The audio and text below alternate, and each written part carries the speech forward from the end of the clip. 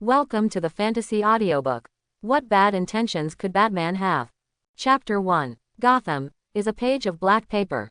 It is the white words you wrote on the black paper, the path you have been pursuing and falling into depravity. It is like the first sentence of the last story of your life. Batman. Gotham Impressions. ZZZ. Gotham Gazette brings you the latest news. The tense standoff between the ventriloquist and the police at the Gotham Evidence Bureau has lasted for 3 hours. Experts believe. This is completely the attraction between freaks. The Arkham prison break a few days ago. Because Batman, you know, he attracts those. So far, Batman has not arrived at the scene. We can't help but ask, is the rumor that Batman is dead true? Is the Gotham City Police Department incompetent too? Wait, there is a new situation. It's Batman. He's here. Gotham City was rainy in June, but the square in front of the Gotham Evidence Bureau was more noisy than usual. Before Chen Dao's Batmobile came to a complete stop, a large group of reporters gathered around like flies to rotten meat. Braving the drizzle, they pushed the protesters holding the "We don't want Batman" signs and the police holding batons to maintain order. The flashes of the cameras kept flashing. Batman, what do you think about the recent rumors in Gotham that you were killed by Bane?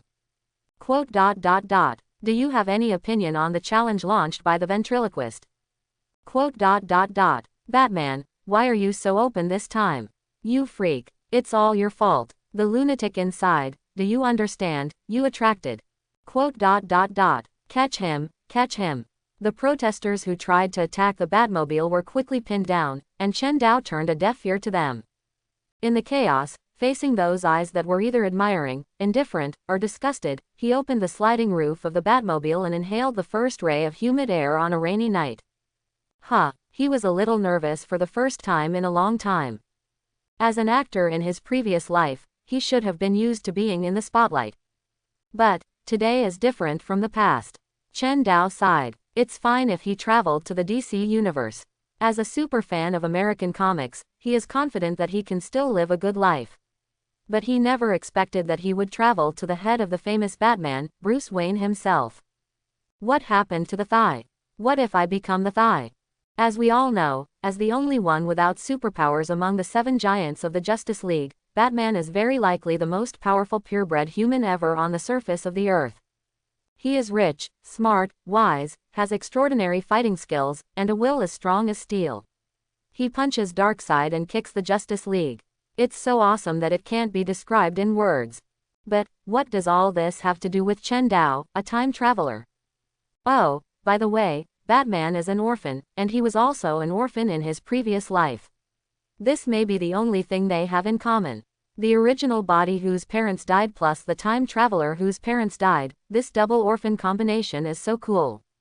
What's more annoying is that traveling through time as Batman is already considered hell mode, but the timeline he traveled through is actually the period of Batman, Nightfall, and the Dark Knight is about to face one of the few complete defeats in his life. His spine is broken by Bane. This can no longer be described as hell mode. Chen Dao also thought about abandoning everything and leaving Gotham, but he quickly gave up this stupid idea. Bane knows Batman's true identity. Isn't it suicide to flee without fighting? When Bane defeats him and completely controls the city, there is no doubt that it will be his death. Even if he survives by chance, he will be in a wheelchair for the rest of his life. His eyes glanced at the lower left corner and saw a line of silver-white small words that only he could see. Alfred Protocol is taking effect. Warning, you need at least one anchoring prop to synchronize Batman's memory. Other people come to the Batcave, sign in to get platinum kryptonite, swallow it, and turn into Superman directly, but he doesn't even have the basic benefits of memories of the original body. 3 days after crossing over, he even tried the toilet paper in the Batcave, but there was no reaction at all. Chen Dao knew about the Alfred Protocol, but this thing in the comics should be a physical mechanical device that Batman uses to prevent his memory from being tampered with, not this strange thing that appears on the retina. Batman. A call interrupted Chen Dao's thoughts. He turned his head and saw Jim Gordon, the chief of the Gotham City Police Department, running over quickly. He had 2 big dark circles under his eyes, and his brown hair mixed with gray and white was messy and wet on his forehead, making him look both embarrassed and neurotic, like a groundhog that was raped to mental breakdown. Oh my God, Batman, you're here. It's hard to believe you're still alive. I saw Bane break your neck with my own eyes. Are you really Bat, and not the Joker who picked up Bat's clothes from his body, put on his mask, and is playing some role-playing game with me here? The boring temptation ends here. Chen Dao replied, don't be fooled by that rumor.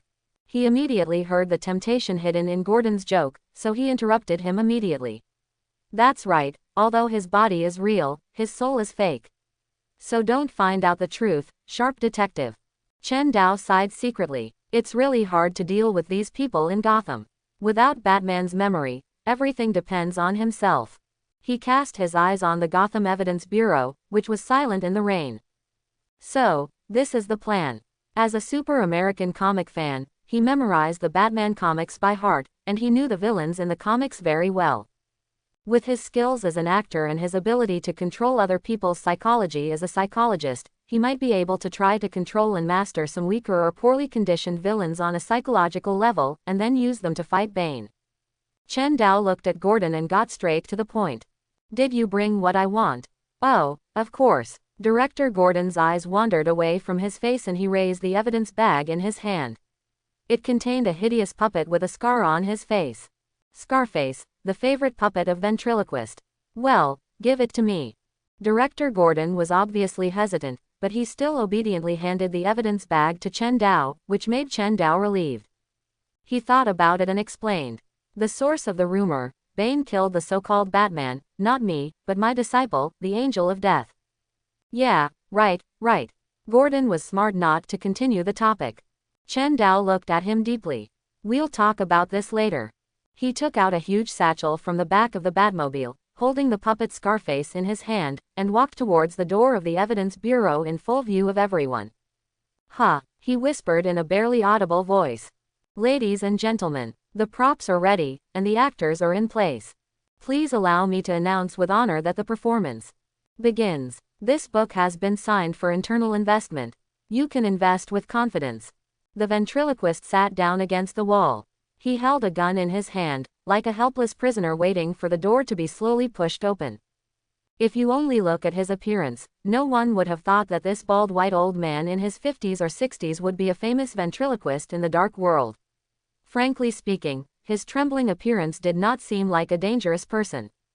The hostages next to him were shaking like quails. They were all employees of the Physical Evidence Bureau.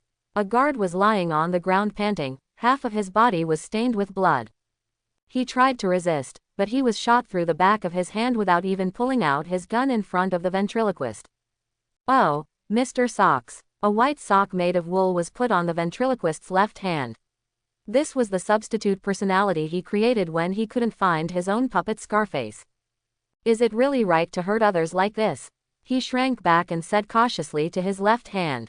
Look, he's bleeding. Enough, Mr. Ventriloquist, you're too cowardly.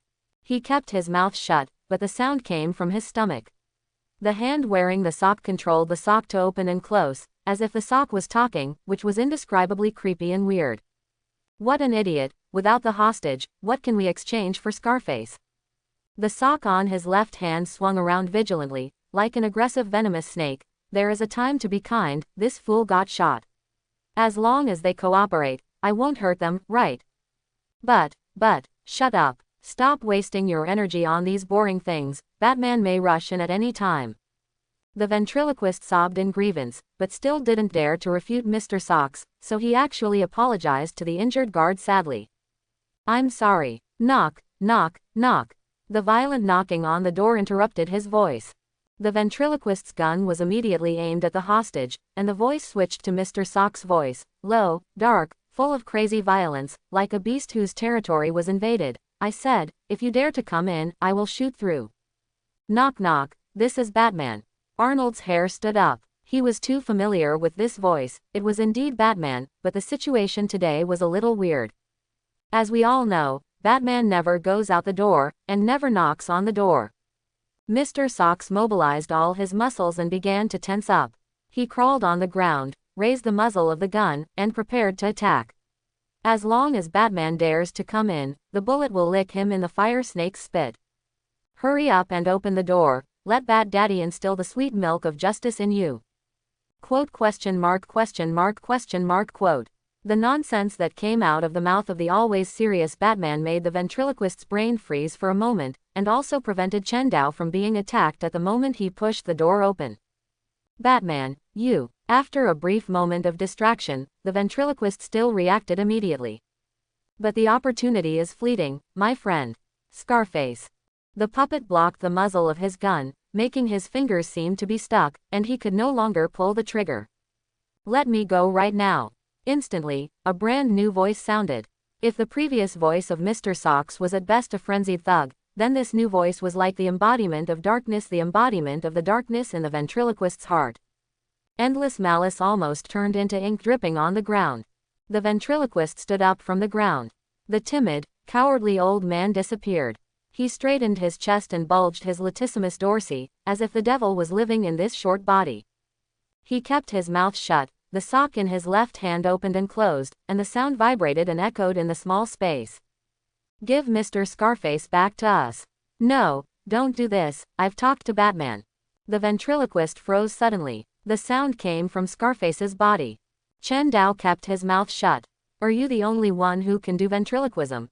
As an actor, imitating others is a basic skill, of course, including voice. The ventriloquist should have shot him in the head when they first met, but he failed to do it. So, next, it's his home court. He never thought of treating the ventriloquist by normal means. Mr. Socks felt the danger, and he loudly ordered Arnold to shoot. Don't shoot. I've talked to Batman. You're a good person. You were forced to do bad things before, right? No, I didn't say that just now, Scarface. I want you to shoot. Yes, listen to Scarface, shoot. No, I'm ordering you as Scarface, you have to listen to Bat. Stop. 4 kinds of voices mixed together. Chen Dao's ventriloquism and the ventriloquist's ventriloquism were fiercely competing for the dominance of the scar-faced puppet. This is the most fatal weakness of the ventriloquist. Split personality brings suspicion, and the tricks of ventriloquism cannot stump Chen Dao. He imitated the enemy's behavior pattern, and made his imitation of the scar-faced voice and the real scar-faced voice appear alternately, and the ventriloquist was completely confused.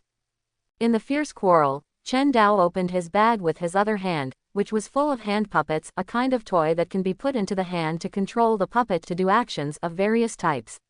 Arnold's eyes were attracted by him and he asked subconsciously, "What does this mean?" Chen Dao suddenly stretched out his hand. In a flash, the muzzle of the ventriloquist's gun pointed at Chen Dao's chin like a spring. But it was too late. The voice of the scar-faced puppet almost gave the ventriloquist an opposite order at the same time. So when the ventriloquist cleared his muddled brain, the socks were already in Chen Dao's hand. Disarmament has been disarmed. ? No, Mr. Socks. The ventriloquist screamed. What do you want to do to Mr. Socks? Without the help of the Socks personality, he turned back into an ordinary old man. Chen Dao ignored him and kicked the poor old man into a corner. You are safe now, get out. Aiya. The hostages looked at each other, then screamed in unison and ran out. Even the guard who had just been lying on the ground got up by himself, screaming and showing off his injured hand, running faster than a rabbit. Chen Dao maintained a bat-like facial paralysis until the hall was empty. Chen Dao walked in front of the ventriloquist, raised the smelly socks expressionlessly, and then tore it to pieces in front of the ventriloquist. No, the ventriloquist rushed over and grabbed the remains of the socks as if his parents had died. Woo. No, Socks. How can I live without you, Socks? Socks, take me away, Socks. But before he could finish crying, he was grabbed from the ground by Chen Dao and slapped twice. Stop crying, look, what is this? Scarface. Arnold was about to rush over, but with a snap, Chen Dao twisted the Scarface puppet into a twist in front of him, and then crushed it on the ground with his feet. After forcibly distracting him with physical means, Chen Dao threw him on the bag full of dolls. Don't think about the old dolls, try the new ones. There are dozens of them here, pick whatever you want. The ventriloquist was stunned by the personality correction punch, his eyes were empty, and he had not recovered from the blow of losing 2 personalities in a row. He grabbed a doll in a daze, and the next second, a new sound came out of his stomach. Due to extremely severe schizophrenia, the ventriloquist has a tendency to create evil secondary personalities. In essence, the identities of these secondary personalities are protectors, to protect the cowardly main personality, Arnold. But in just a few seconds, his two protective personalities were violently destroyed by Chen Dao. Therefore, at this time, he was in extreme fear and lacked a protector personality. Under normal circumstances, the ventriloquist will involuntarily look for something, give it a personalized image, and then wear it on his hand to create a new personality to protect himself, just like he used an ordinary wool sock to create the evil personality, Mr. Socks. But, what would happen if he was suddenly given dozens of toys? Oh my god! Rhino, tiger, rabbit, turtle, hedgehog, cat, gorilla, lion, elephant, monkey, beetle, dinosaur, watermelon, banana, apple, blueberry, gray clothes, robot, cowboy, police, construction worker, nurse, doctor, sir. Stop fighting. Stop it, stop it. Chen Dao squatted leisurely beside him, watching the ventriloquist wearing a stuffed toy on each of his 10 fingers and 10 toes, fighting each other, and a large number of toys were placed around him, participating in this big personality fight. He could even see that the ventriloquist's middle-aged bald head began to emit green smoke, and the whole person seemed to have turned into a human speaker. Countless miscellaneous sounds rang loudly on his short body, and it became a mess in his body. Ah! The ventriloquist screamed. It was originally just a fight between dolls, but now it has affected Arnold himself. A bird puppet seemed to have successfully persuaded the other puppets on the other fingers.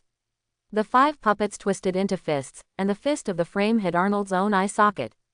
Help! Help me! Chen Dao shook his head and looked at him like he was looking at trash. He is indeed a psychopath, there is no hope for him. In history, when the ventriloquist invaded the evidence room of the Gotham City Police Department, he was able to calmly choose the police puppet as his newly born secondary personality because he had the stronger secondary personality Mr. Socks to suppress him. But now it is different.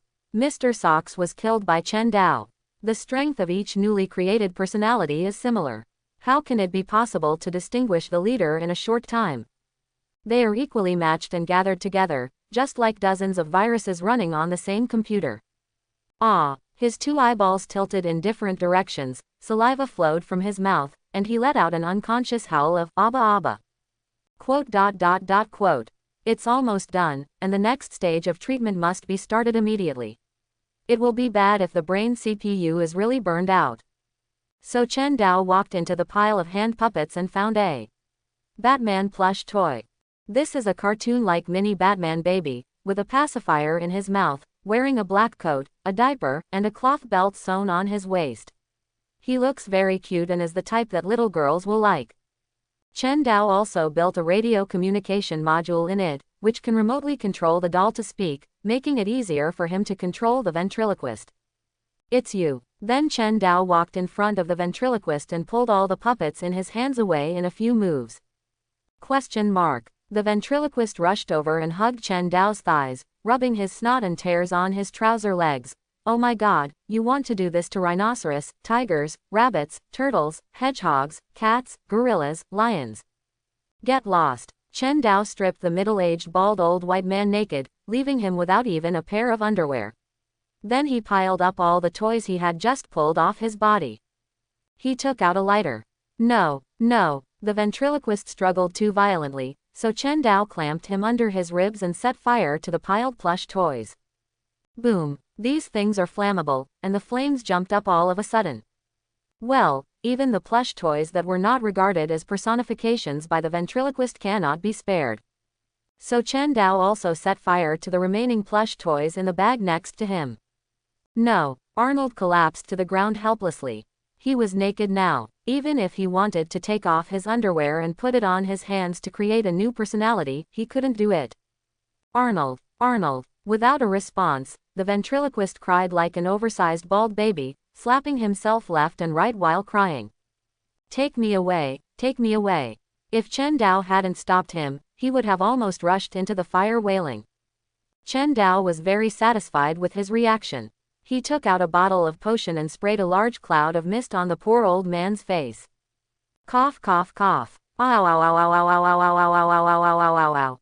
The ventriloquist stopped howling this time. He convulsed like an epileptic. Fear potion. A poison made by the scarecrow. Its effect is to amplify fear. See, no matter how many new friends you make, I will kill them all, he he he. Chen Dao approached him, grabbed his neck, and forced him to look into his eyes. The ventriloquist began to howl loudly again, and Chen Dao even suspected that he would vomit his throat out of his mouth in the next second. Although it is not clear what the ventriloquist saw specifically, from the perspective of the ventriloquist, perhaps the whole world is burning. The flames, the Batman he feared the most, the panic caused by the lack of a protector personality, and the fear toxin, mixed and boiled into a pot of thick soup called extreme fear. The taste is just right.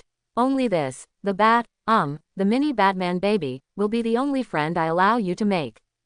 Chen Dao put the toy Batman in his hand into his hand. He will replace my will and will always monitor whether you are listening to me. Don't throw it away. Don't leave it. He won't let you kill like Scarface, he will let you listen to me. He won't hurt you. I won't hurt you either. All this is for your own good. Chen Dao yelled at the ventriloquist's head at the loudest volume, and the sound waves and saliva sprayed on Arnold's face, causing a severe psychological shock to him who was in a trance. He held the mini Batman baby toy, and a crystal tear flowed from the corner of his eye. Then, there was no reaction. Broken, won't it be broken? Chen Dao slapped him twice with great concern. Speak, come on, smile. The ventriloquist was still dumbfounded and didn't speak. Arnold, don't be afraid. As long as you listen to Batman, you won't be hurt. A deep voice that was very different from Arnold's original voice and vaguely similar to Batman's voice sounded. A smile appeared on Chen Dao's face. Success. Remember, from today on, you are Batman's dog. Woof. Ha, something seems wrong. Never mind, it doesn't matter. Chen Dao's attention was attracted by the silver-white text flashing wildly in his mind. Warning, warning, anchored item detected, obtained. Ventriloquist's personality destruction tears. Introduction. The tears left by the ventriloquist's secondary personality after the complete collapse. Only very immoral people can get it through a series of brutal means. You may be able to use it to summon Batman from a parallel universe.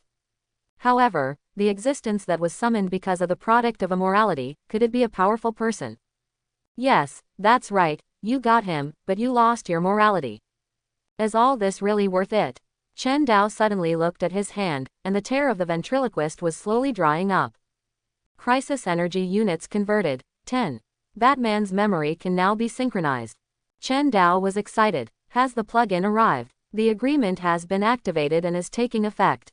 Already in effect. A new Batman has been discovered and is being numbered. Your number is 52. Alfred's agreement has been initialized. A mortal body is not inferior to the Monster King. With human power, I am on par with the Holy Emperor. In the dark world, I am in a panic, and I watch with my body. Bat Shadow Knight, still unparalleled today. Evil followers and rebels are afraid of my divine light. Ghosts and monsters are all unstoppable. The shadow lamp is bright, and the light shines forever. Dear Batman number 52, welcome to join the Bat Corps. Warning, anchor item, ventriloquist's tears of personality destruction, detected. Looking for the Batman that this anchor item can target. Warning, this item has not found the target Batman. Randomly matching weak and low-level Batman. Success. Matched. Batmobile. Danger level, F. Synchronizing. Success. Your current crisis energy is 0. Warning, this Batman comes from the dark multiverse, has a more evil mind, and may damage Batman's morality and reason. Cells are boiling, howling in joy. Genes are overturned like dominoes, and invisible illusory particles kiss and entangle with the existence called reality on his body, and then turn into each other's reality, presenting a vision that human language cannot exhaust. File, Batmobile's memory, has been synchronized. You can synchronize other, at any time. It is detected that you have no other anchoring props, the crisis energy is 0, and synchronization with other Batman is not supported for the time being. In the parallel universe where the Batmobile is located, Batman has invested part of himself in every technology that controls the world. He has become a part of people's lives, providing a comfortable and safe life for the sheep. But the sheep started a revolution. They don't want to live and work in peace.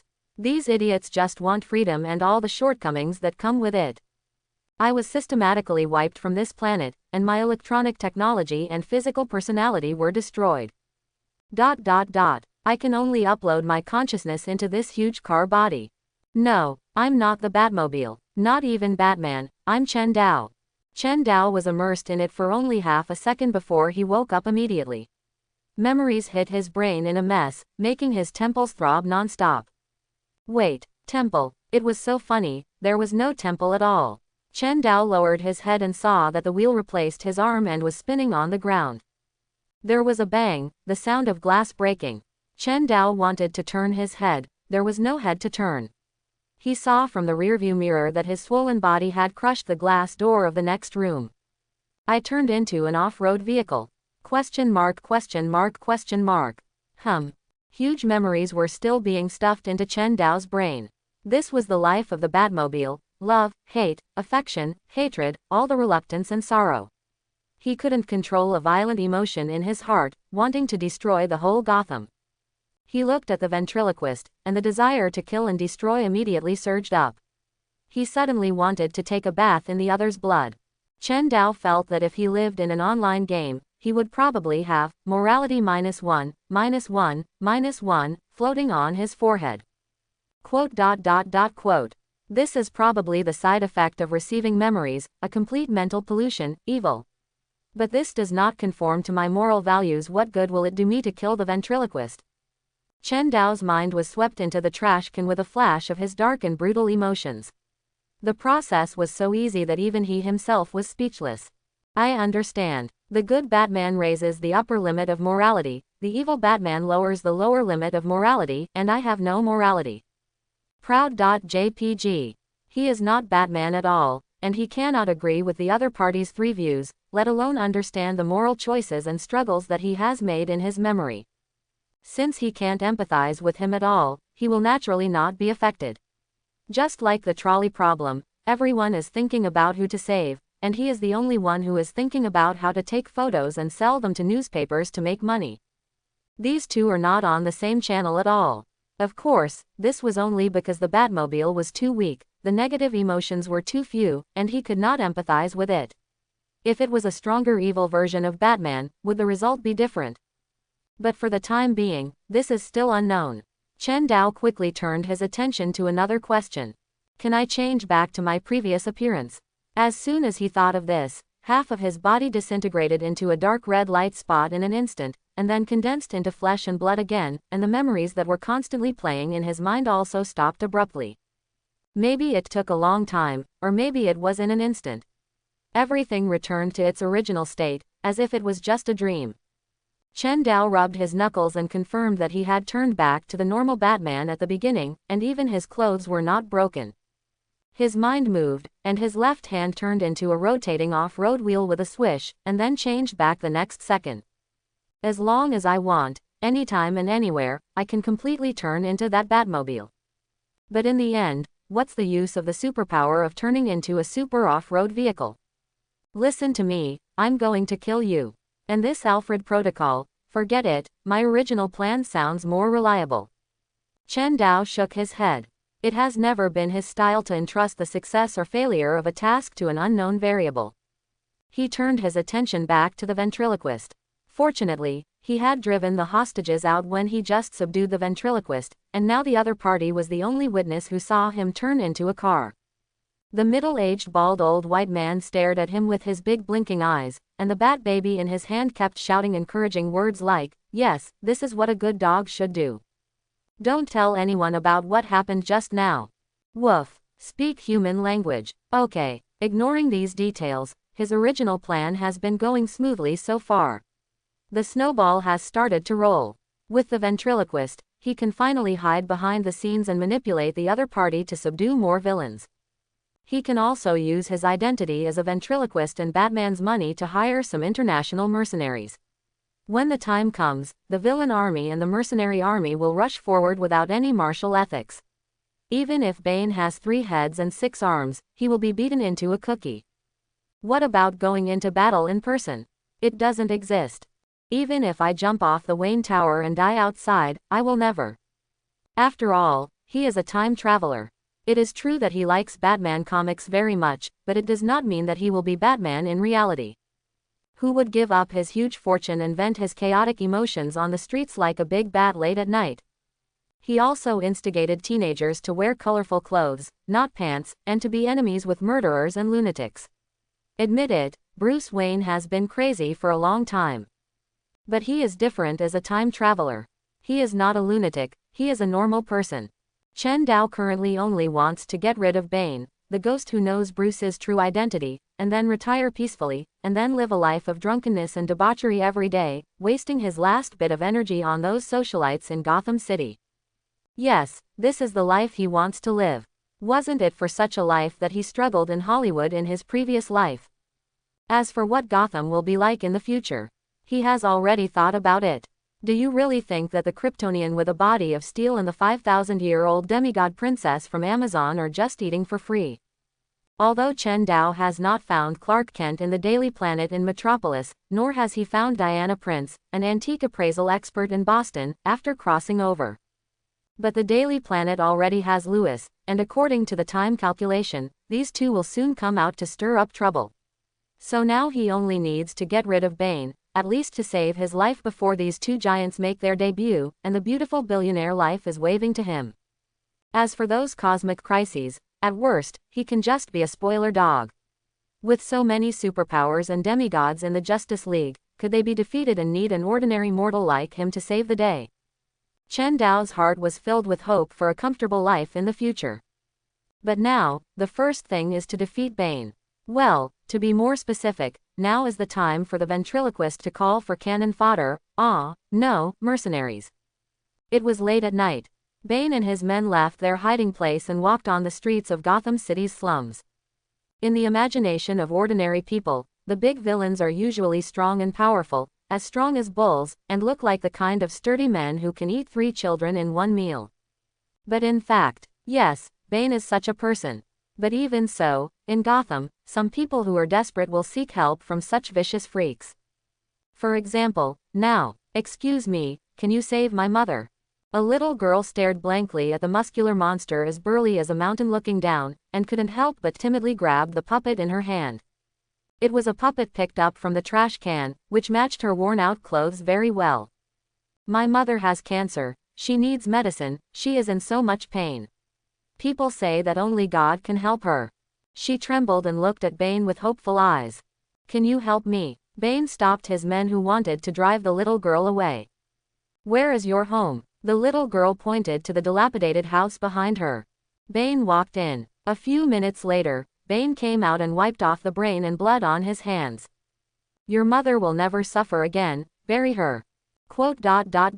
Don't rashly seek help from others, otherwise the suffering of the world will come to you automatically. He raised his head slightly and saw the eastern sky, with stars hidden under the dark skirt. Bane said, there is no God here, but Bane is here.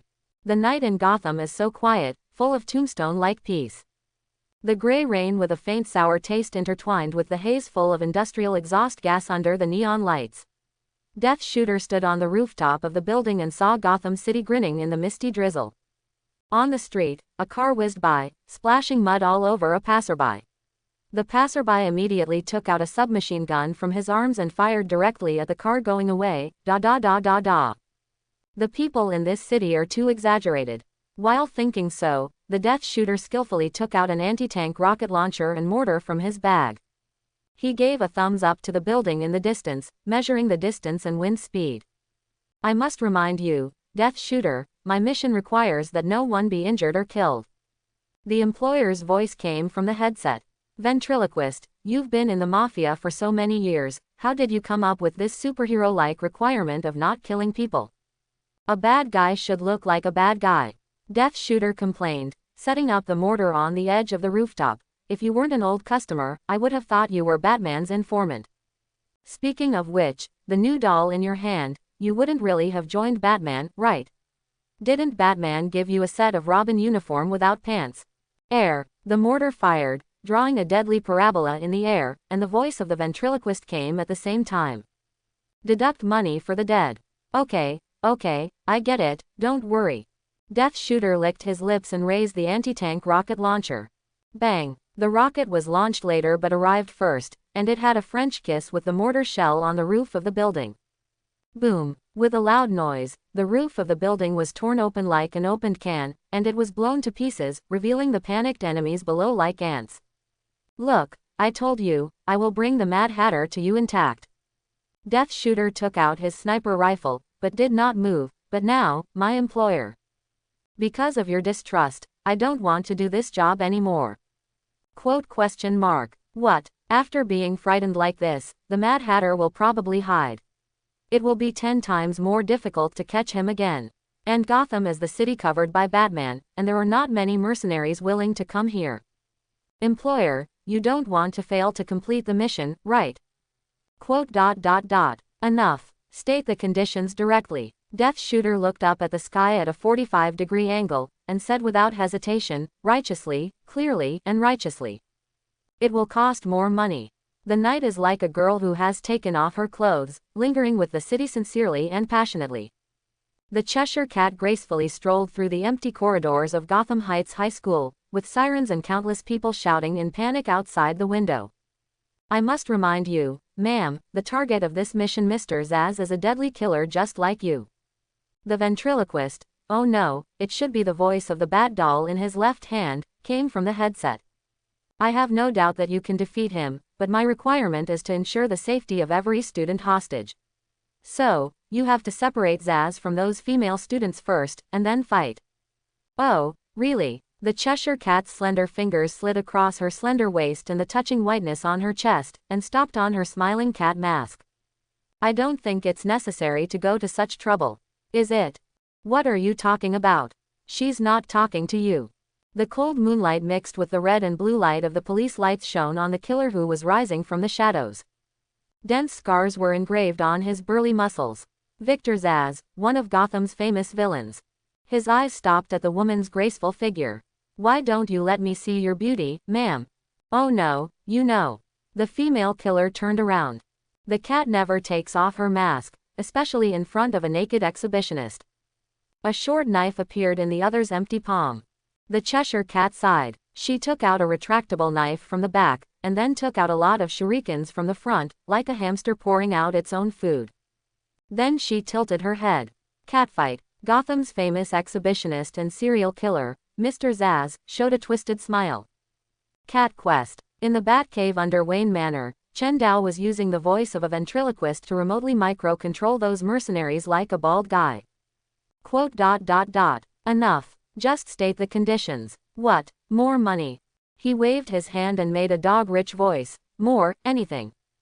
He turned his head and saw the third-generation Robin Tim Drake holding a piece of paper in front of him angrily, which read, Batman, I still can't believe that you didn't take me with you and spend money to find those mercenaries to help you deal with Bane.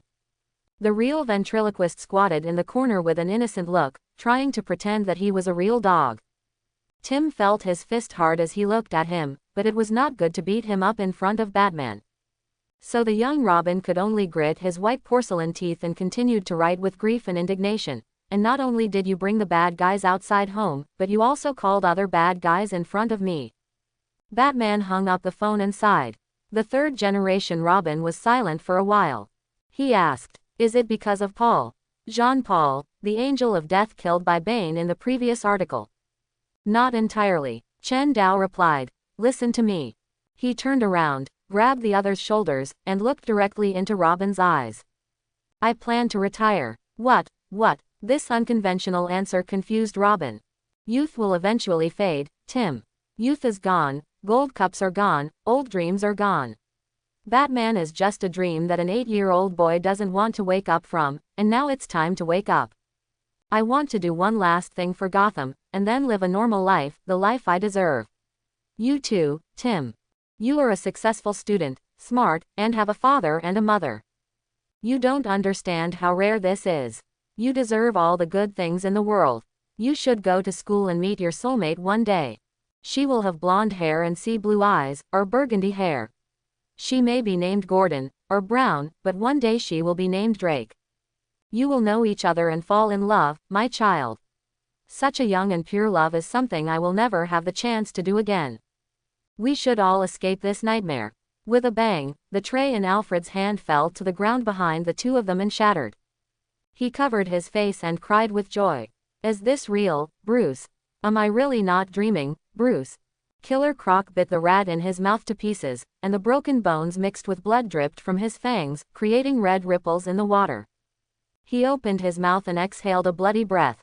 Killer Croc Waylon Jones was over 2.2 meters tall and had dark blue scales that could withstand direct rifle fire. His claws and fangs glowed coldly, making him look more like a big crocodile walking upright than a human being, looking fierce and not very smart. But even if his mind succumbed to primitive perception and animal instinct, he still clearly remembered the name of the man who hurt him. Bane. The name echoed in his mind like an endless scream. He walked through the dark places of the Gotham sewers, searching for the breath of his enemies in the universe of stinky explosions, filth and exhaust gas. His arm was still aching. Last time, he only lasted one move in front of Bane before his arm was broken. Killer Croc knew very well that he had become a tool for Bane to prove his strength to Batman. This was a great humiliation and an incomparable motivation. The anger in the beast's heart was burning fiercely. In nature, crocodiles have always been a very vengeful animal. But, before revenge, he had to find something to eat. Thinking of this, the ferocious beast lost its power.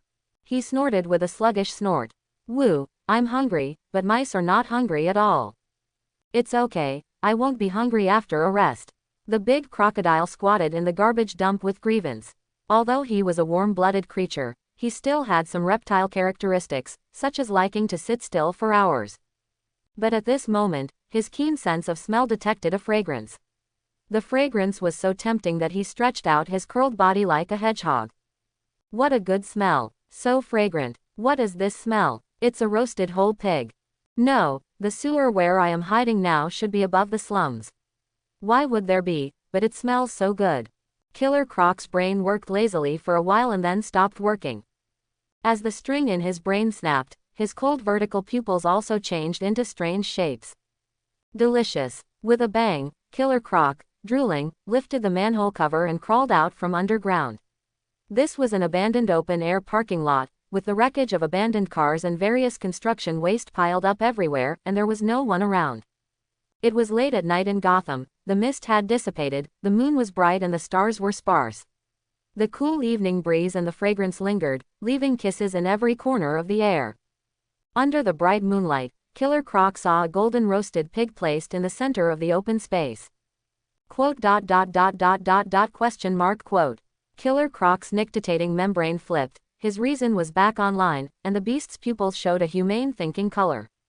It's a trap. The intention of trapping is too obvious. Was the roasted pig also poisoned? There is no unusual smell in the air. Oh, is it a deodorant? Who would go to such great lengths? Yeah, who is it? I don't know. Killer Croc got stuck after analyzing this. Hiss, my head is itchy. How should the idea be extended later? Forget it, never mind, but no matter who set up all this, Killer Croc has no intention of retreating at all. Killer Croc has a clear mind, but with a pig-like face, he staggers, drools, and walks towards the roasted pig step by step. He has already made up his mind. No matter who is behind the scenes, he must confirm that Killer Croc has eaten the poisonous bait before he can take the next step. And he has to play cards out of the routine and take the bait into the underground water pipe. If the other party really came down to see if he had taken effect, then the identities of prey and hunter would be reversed immediately. If the other party did not come, then he could also observe secretly and then take the initiative to kill. In this way, no matter what, the initiative was always firmly in his hands. Killer Croc couldn't help but give a thumbs up to his IQ in his heart. I am so smart to be able to think of such a plan in a short time. Then he grabbed the roasted pig. The next second, sizzle, hundreds of thousands of volts of electricity passed through his body in an instant, making him burnt inside and tender outside. He fell to the ground and kept twitching, and his dark blue scales were all blackened by electricity. Bang! The 4 searchlights buried in the garbage dump suddenly lit up, illuminating the entire abandoned parking lot as bright as day. No way, that's it. Killer Croc heard the surprised voices of those behind the scenes from the corner. No way, no way, no one would really fall into such a simple trap. In an instant, Killer Croc felt that all the blood in his body rushed directly from the soles of his feet to the top of his head. Sanity reduced by 100%. The brain went off duty immediately, and Killer Croc let out a deformed howl and jumped up like a Parkinson's patient. However, the influence of the electric current still remained on his body, so his movements were more like electronic dance than launching an attack. But considering his weight of more than 1,500 pounds, such movements were still very lethal. The ventriloquist almost crawled away from the place where he had just stood. In the Bat-Baby in his hand, Chen Dao's built-in wireless call module was still constantly reposting ridicule. That's it. That's it. That's it. At this time, Chen Dao really felt the joy of trolling people on the internet in his previous life. Especially when the ventriloquist was rolling and crawling on the scene, he was drinking coffee in an ordinary van parked on the roadside a few kilometers away, observing the scene with satellites and cameras mounted on dolls, safe and comfortable. Tap tap tap. A gangster was knocking on the car window outside. "Brother, do you know whose territory this is? You have to give in here." Chen Dao rolled down the car window, revealing his pointed ears and Batman-like half-covered mask. "Are you serious?" The gangster who wanted to extort some money looked like he had seen Batman. He let out a sissy scream and turned around and ran away. Seeing a living Batman in the middle of the night is really scary. On the other side, Killer Croc was completely crazy. He hadn't run 2 steps when he felt his feet tighten and stepped into a pre-prepared trap. Dozens of lassos bounced up from the mud on the ground and climbed up his whole body at a dizzying speed, tying him up like a dumpling. Killer Croc was even more angry after falling into the trap again. But he was hungry, numb, and sad, and he couldn't get away at all. He could only crawl on the ground sadly. It was successful just like that. It was successful just that easily. Death Shooter emerged from his hiding place and looked at the man dressed in yellow and blue, who looked like a superhero, with disdain. "Enough, stop chattering, Captain Javelin.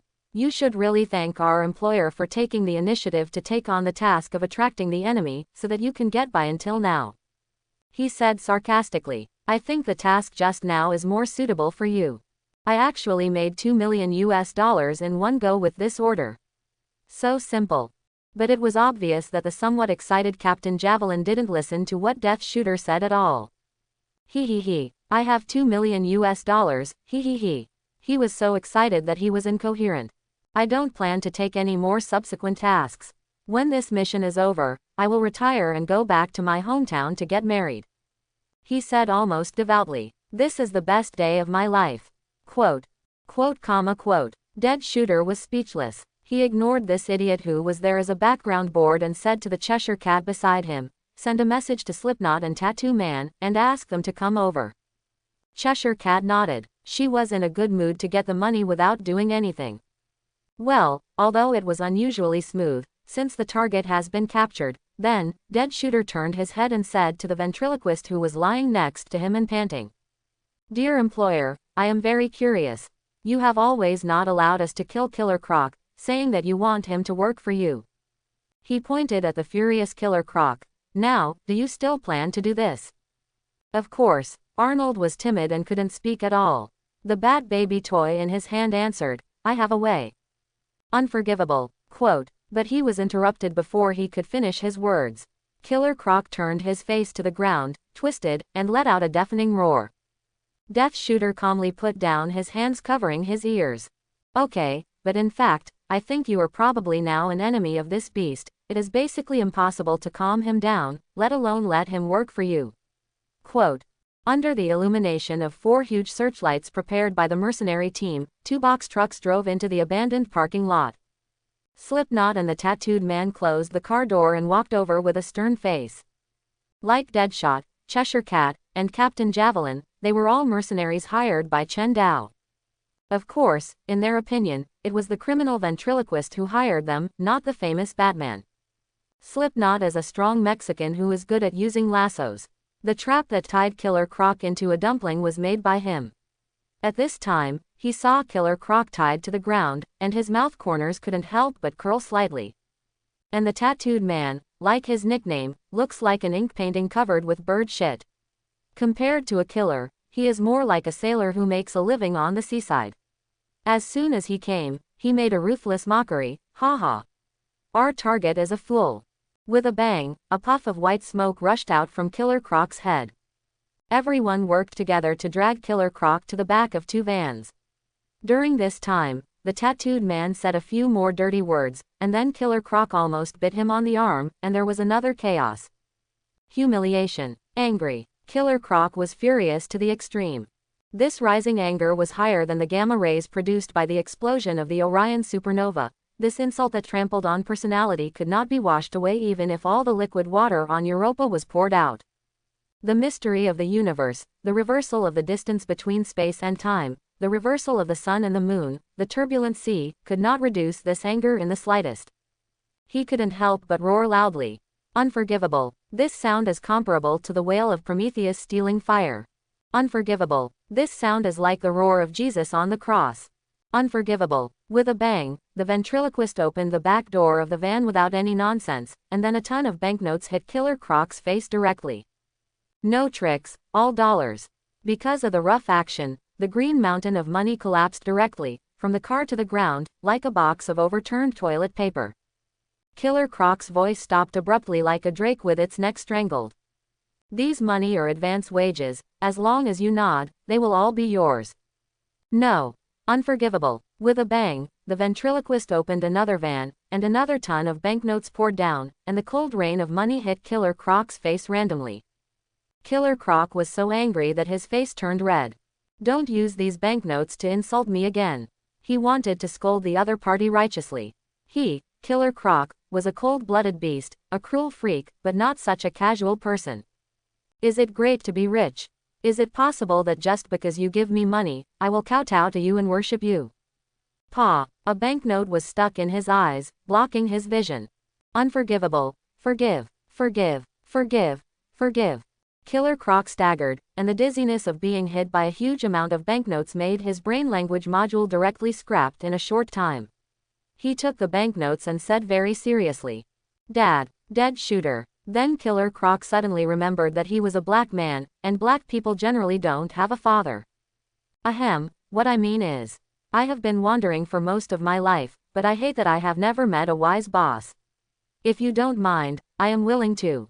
Oh my God, there are at least tens of millions of dollars here. Captain Javelin jumped directly into the pile of banknotes. I am going to die. Get out of here. Killer Croc was furious. This is my money. Although she is yours, it is me who is holding her in my arms and wantonly robbing her. Killer Croc was furious. He was tied up like a dumpling and bounced up with the strength of his waist and abdomen, and then rolled into the pile of banknotes. Mine. Mine. Quote. Deadshot also felt that he had lost his ability to speak. Looking at the banknotes under the light, the more he looked, the more dazzled he became. Unlike Javelin, he is not a person who has never seen money. So the estimation of the amount of money will not be as big as that of Javelin. Tens of millions. This is at least 200 million. He didn't know that the van driven by Slipknot and Tattoo Man was full of banknotes.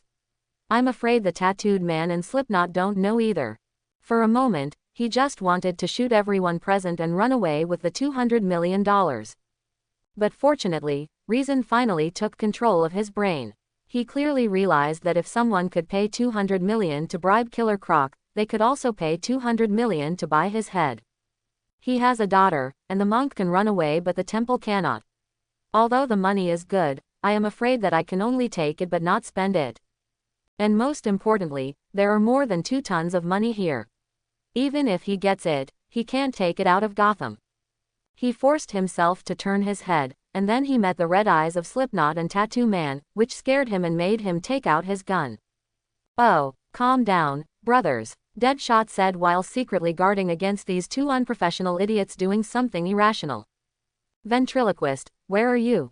This time he didn't call her employer. What? Ventriloquist is the employer. I don't believe you. If a middle-aged bald old white man can easily take out $200 million, why would he need to deal with the Gotham gang? For no reason, Deadshot thought of the Batman doll in the ventriloquist's hand and shuddered. Once he thought of the bat figure, he felt a dull pain in his ribs. The last time he came to Gotham, he had a fight with Batman on the train and broke 3 ribs afterwards. I don't want him anymore, I don't want him anymore. Deadshot shook his head. First, let's rule out Batman, he would never do such a thing. So, someone who has money and can mobilize gangsters like Ventriloquent. Is it the Penguin? Or Two-Face? The Riddler? It can't be the Romans, he has fled to Hong Kong, maybe we should expand the suspects a little bit. Like Bruce Wayne. Forget it, he has no motive, let's rule him out. Ventriloquent, you, let the real employer talk to me. What are you talking about? Don't play dumb. Quote. The tattooed man and Slipknot both looked at each other strangely. Deadshot stared at them closely and slowly backed away. No matter how dumb Javelin was, he realized that the atmosphere was a little unusual. He emerged from the pile of banknotes and stood beside Deadshot. Only Killer Croc was still lying on the ground, laughing like a cat that had taken catnip. Deadshot did not intend to start a fight here. It was not that he was not sure that he could kill everyone present except Killer Croc, but that he was not happy with the feeling of being plotted against. The person behind the scenes seemed to be sure that he had a family and a career.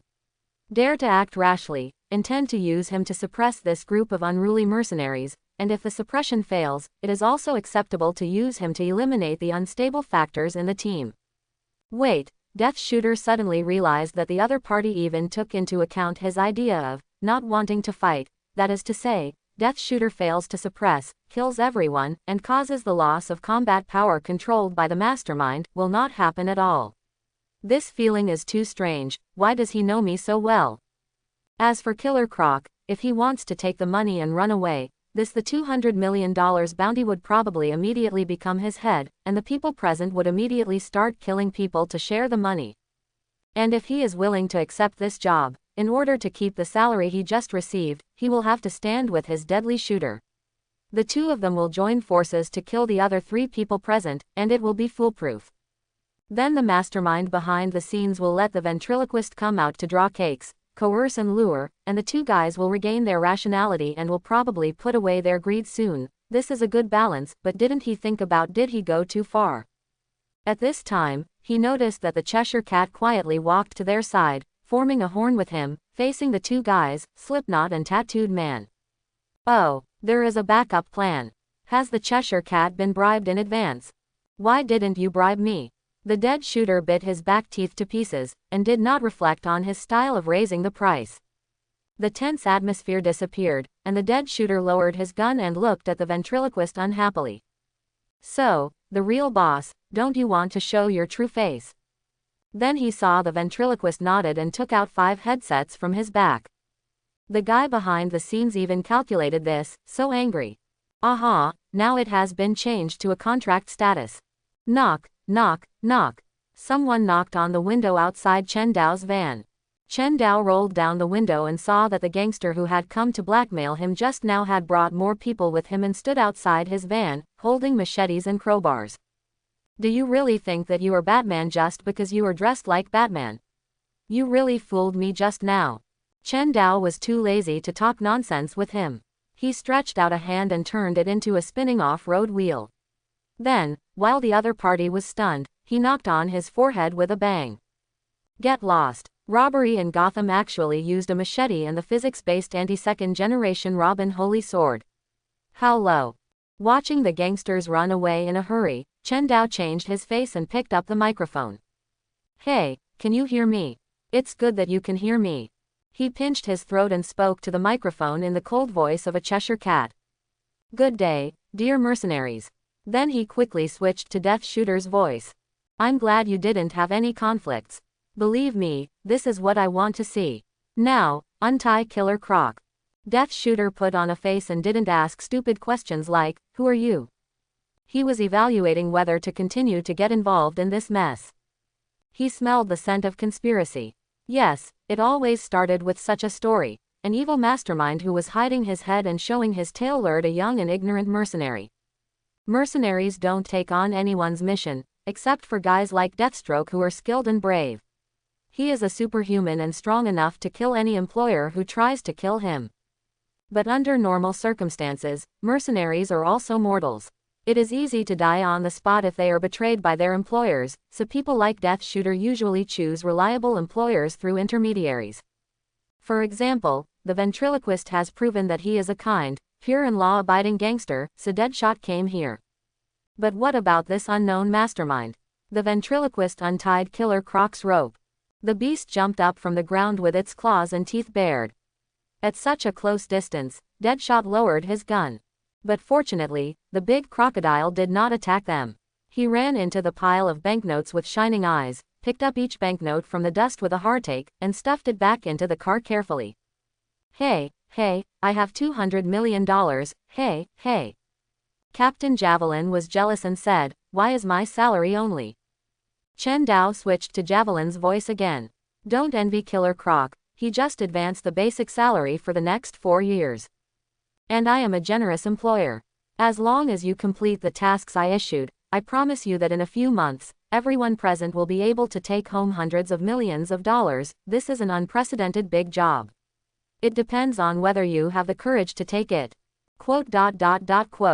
Death Shooter immediately made up his mind that he would get involved in this muddy water. It was not for money, but mainly because he liked to take risks.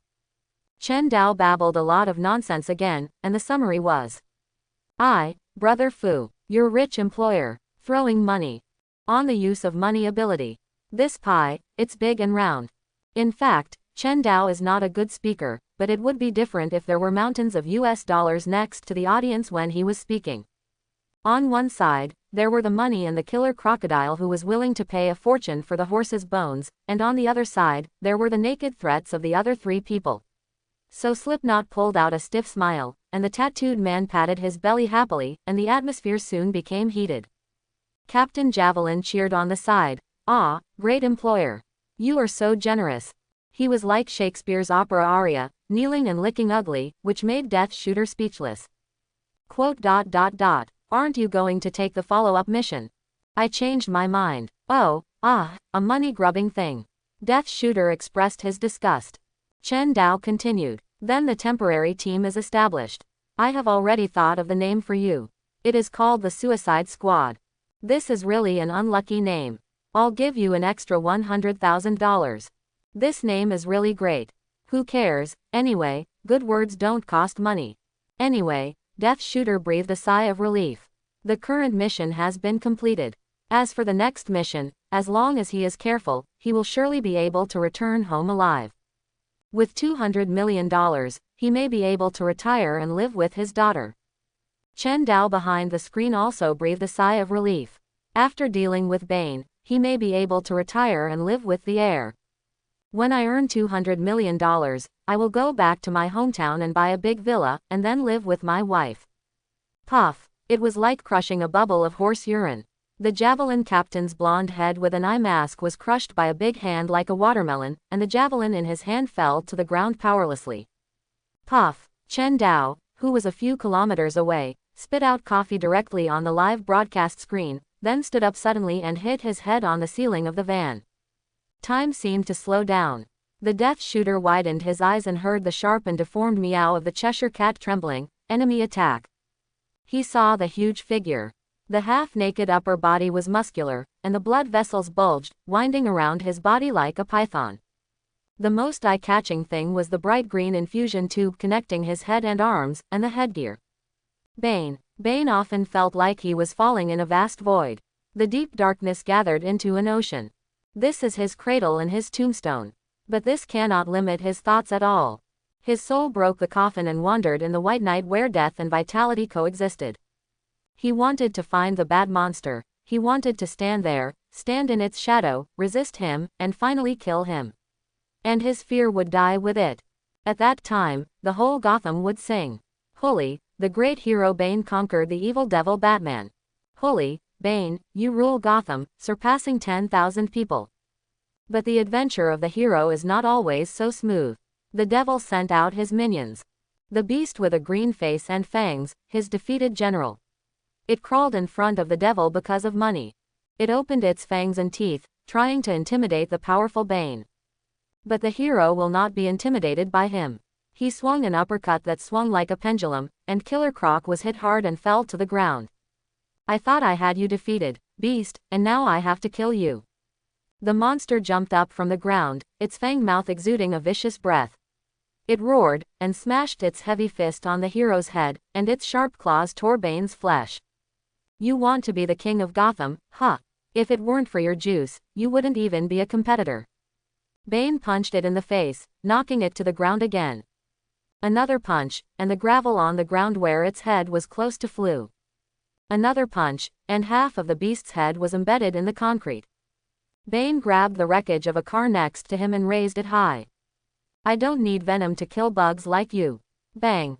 Because I am Bane. Bang. The nightmare of all stumbling blocks.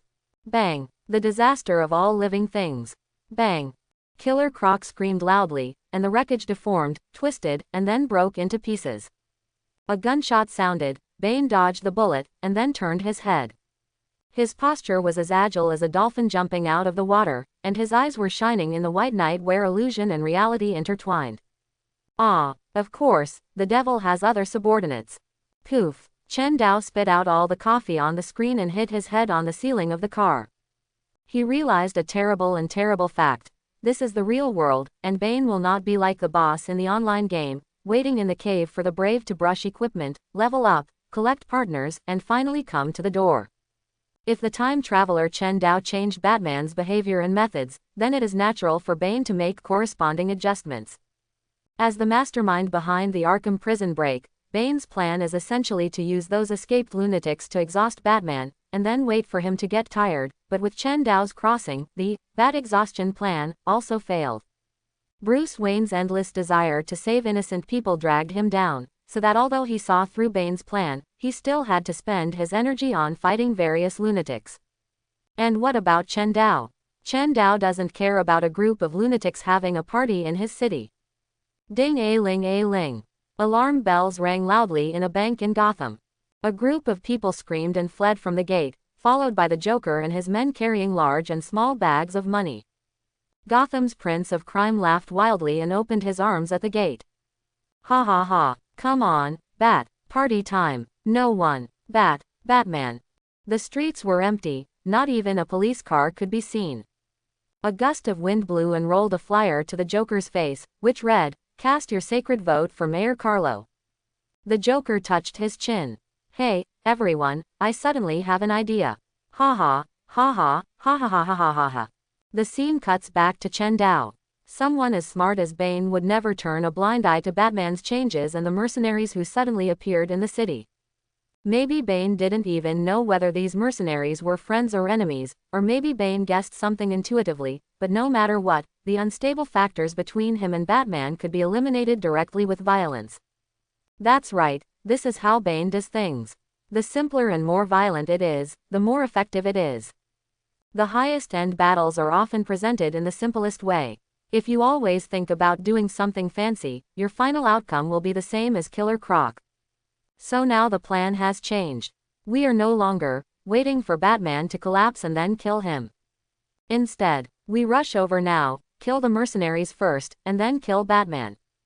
Holy Zayat, didn't the villain say that he would let the protagonist develop and then deal with the protagonist in the end? Calm down, calm down. Chen Dao thought silently. Bane's decision was more decisive than he expected, but he still had a fallacy in intelligence. He thought Batman was still strong. This also means that Bane will not rashly launch a decisive battle before confirming that the disruptors who may put him in a besieged state have been eliminated. In other words, if Death Shooter and his men can kill Bane. Bang! Then Chen Dao saw that Killer Croc's head was hit by Bane and sank into the ground. Chen Dao immediately picked up the microphone. Hold on. Just stay alive. Cold sweat broke out on Death Shooter's forehead. The two submachine guns in his hands and the portable rifles mounted on the armor, a total of 4 muzzles, woven a powerful firepower network in front of him. Death Shooter was confident that with his control ability, even a fly could not fly over. But now a miracle happened in front of him. It was Bane. Spinning and jumping, the muscular freak swayed in the hail of bullets like a butterfly wearing flowers. Boom! Death Shooter pulled out an anti-tank rocket launcher, but such a heavy weapon could not threaten the agile Bane at such a close distance. If I had, he was so angry that he could only watch Bane approach him quickly. Help me! Clang! Bane's eyes narrowed slightly under his mask. The slash from the Cheshire Cat pierced his skin. The cat-like woman's flexible body burst out with a strange force far beyond that of ordinary people. This slash was enough to split real steel, but it only broke Bane, who was injected with Titan venom. With one punch, the Cheshire Cat's blade tore through like paper. Bane opened his 5 fingers and hit her with her arms crossed, sending her flying backwards like a meteor, knocking down a building. Death Shooter glanced at his teammates on the scene. The Cheshire Cat was in the ruins, his life or death unknown. Killer Croc was lying on the ground, and the tattooed man. The tattooed man stood nearby carelessly, watching his teammates' output while shaking his head. Alas, this is not the way to fight. Deadshot turned to his teammates and shouted, "Retreat quickly, we can't beat them." Really? I don't believe it. Deadshot almost couldn't catch his breath. Slipknot attacked. He passed over the retreating Deadshot, his mouth slightly curled, his white teeth and Mexican-style braids flying in the air. In an instant, he threw out more than a dozen lassos, wrapping Bane like a spider web. He grinned and laughed. "You bunch of rubbish, I still have to be you. Look, it's not dead. Don't be complacent, be careful." But Deadshot's reminder was still a step too late. "Idiot, why don't you think about how Bane can dodge his bullets, so how can he not dodge these lassos?" The next second, Bane tore the drug-reinforced lasso like straw, and then pulled the rope. Before Slipknot could react, his body was dragged involuntarily and flew close to Bane, and then bounced on the ground like a yo-yo. Death Shooter kept shooting, but to no avail. He couldn't believe that Bane could dodge his bullets and beat Slipknot at the same time, as flexible as a skating fire boy king. The tattooed man said, "If there is a knife below, it's already dead." "Shut your stinky mouth." Slipknot was so angry that he let go of his lasso directly, and then used a lock technique on Bane at a dazzling speed. His name is Slipknot, and his fighting skills are like lasso, suffocating and deadly. "I don't believe it, we are all human beings, can you?" He heard Death Shooter shouting, "Don't do this," in the distance, but he didn't have time to consider other people's opinions. He stared at Bane. The other party was dumbfounded, as if he had not reacted at all, and Slipknot couldn't help but curl his lips slightly. The next second, Bane grabbed his palm and tore his body apart easily like straw, which was just like when he tore off the lasso just now. Bane specializes in all kinds of fancy things. Ah, he got up from the ground, roared and rushed towards Bane. But its flaws were too big and it was in poor condition. Bane grabbed its arm and broke it like a stick, and Killer Croc's screams shook the earth. But Killer Croc did not retreat like before. Its eyeballs turned red. No, not the eyes, but the entire pupils and whites of the eyes, all turned bright red. Roar. He let out a beast roar that was not like a human voice, and Deadshot almost felt that his facial features became narrower and longer, and more like a crocodile. Killer Croc became stronger. Killer Croc was furious. Killer Croc exploded. His muscles swelled up and rushed towards Bane like a train. Then he flew back at a faster speed. "This is impossible." Killer Croc made an unconvinced sound. "You." Before he finished speaking, he was hit by Bane's physical silence on the face. "Enough. How dare you." Bane grabbed Killer Croc's ankle with his bare hands, swung him in a circle in the air, and slammed him on the ground, once, twice, just like swinging a plastic hammer to play whack-a-mole. "I'm killing." Bang. Hand. Bang. Crocodile. Bang. Killer Croc lay on the ground with his forelegs up in the air, and his pair of crystal-clear vertical pupils gradually lost their spirit. Bug. Bane's face showed indifferent murderous intent. He began to get tired of Killer Croc's behavior of doing sit-ups like Luffy. So he turned up the power of the venom input. As the venom gurgled into him, his muscles swelled up like inflated, turning him into a small monster nearly 3 meters long. Deadshot raised the muzzle of his gun. "Take Killer Croc away." The employer's voice was still whispering nonsense in his ear. "I know, shut up." Deadshot gritted his teeth and pulled the trigger.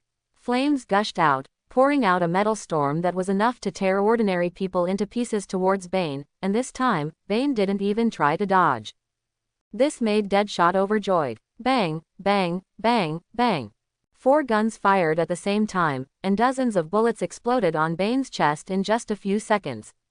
Death Shooter saw white smoke formed by high temperature from the point where the bullets landed, and then a white-red skin depression was left, and some blood was faintly seeping out. Death Shooter cursed. Is this a human? He had already thought of retreating. But at this moment, he saw the tattooed man standing in front of them. You bunch of rubbish, get out of the way, the tattooed man will solve everything. Death Shooter showed a strange look. You said you found Batman in this ordinary van on the side of the road.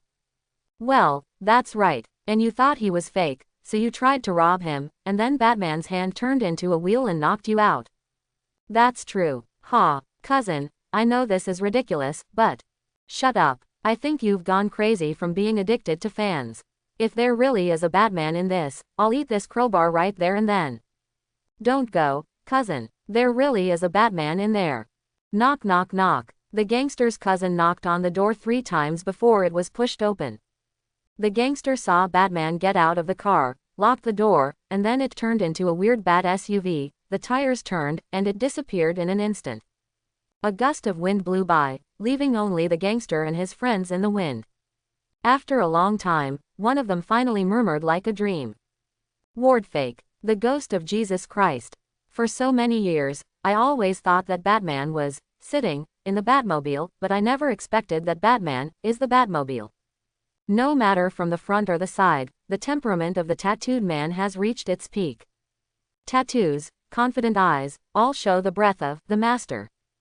Death Shooter was a little suspicious of him. Did he make a mistake? But no matter how you look at it, his steps are loose and his movements are superficial. Although he has well-developed muscles, he looks simple-minded, and even less intimidating than the previous Slipknot. Frankly speaking, Death Shooter thinks he is not even as good as the captain of the javelin team. At least the other party is an Olympic-level athlete who has won the javelin throwing championship for many times. Is a guy like this really hidden? The tattooed man took off his shirt, revealing a mess of tattoos, all kinds of things. At this moment, he looked like a gangster at the bottom of the gang, but the tattoo on his back that was wriggling like a living thing could no longer be ignored. Bane stopped his hand. He casually threw the dead dog-like killer Croc aside and tensed his muscles. The Cheshire Cat is back. Due to her good force-relieving posture and body flexibility, she was not fatally injured, but just a little dusty. She squatted on the ground, trying to recover her strength as quickly as possible. Gurgle gee. This is a real Bengal tiger, with colorful fur and terrifying fangs. This is simply a scene from a fantasy novel. Bane took a defensive posture. The tiger rushed towards Bane. The tiger jumped up and pounced. The tiger opened his fanged mouth. With a snap, Bane slid and the tiger flew out like a teacup dog that was kicked. It doesn't matter. The tattooed man conjured up another mammoth. So powerful.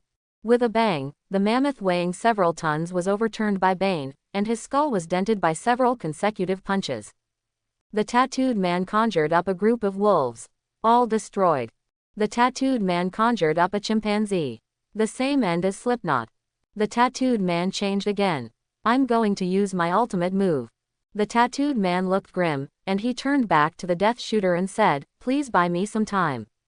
The Death Shooter immediately agreed. Although the things the tattooed man turned out were basically not helpful to the situation, the other party's identity as a superpower gave the Death Shooter confidence. I can probably delay this big monster for 30 seconds, the Cheshire Cat said, her cold voice shining on the battlefield like a ray of moonlight, as long as I don't confront him head-on. The Death Shooter said beside him, and if I interfere, this time can be increased to at least 1 minute. And I only need 20 seconds. The tattooed man trembled, and the Death Shooter saw a Western dragon tattoo twisting and struggling to get out of his chest. This couldn't help but give the Death Shooter a lot of confidence. Boom! Bane punched the ground, and the reinforced concrete floor exploded like a spider web. The Cheshire Cat dodged with a move that would make an Olympian gymnast feel ashamed. The gravel splashed on her body, scaring her to death. Cheshire Cat, can your jellyfish toxin work on it? Hearing the employer's question in the headset, Cheshire Cat wrinkled her nose inexplicably, although her nose and face were hidden under the mask and no one knew. She said sullenly, "I don't have any jellyfish toxin. And the element of poison doesn't go with cats at all." Chen Dao was stunned. In his impression, jellyfish toxin should be the most iconic feature of Cheshire Cat. But he soon didn't dare to talk nonsense to Cheshire Cat, because Bane had already rushed towards the tattooed man. Fire! Death Shooter rolled and crawled, constantly trying to interfere with Bane. I knew this money is not so easy to make. He shouted loudly. Where is the ventriloquist? Old thing, where are you hiding again? Come out and fight together. Bane was irritated by the bullets that kept hitting his eyes. As soon as the Death Shooter looked up, he saw the wreckage of a car spinning and cutting towards him like a flying card. He screamed and turned around and ran. Finally, the tattooed man finished charging. A western dragon rushed out of his chest. God, this is a completely fantasy creature. It has black scales, ugly wings, and can spit fire from its mouth. The Death Shooter was moved to tears. Finally, there is a... Wait, but why is this dragon only the size of a dog?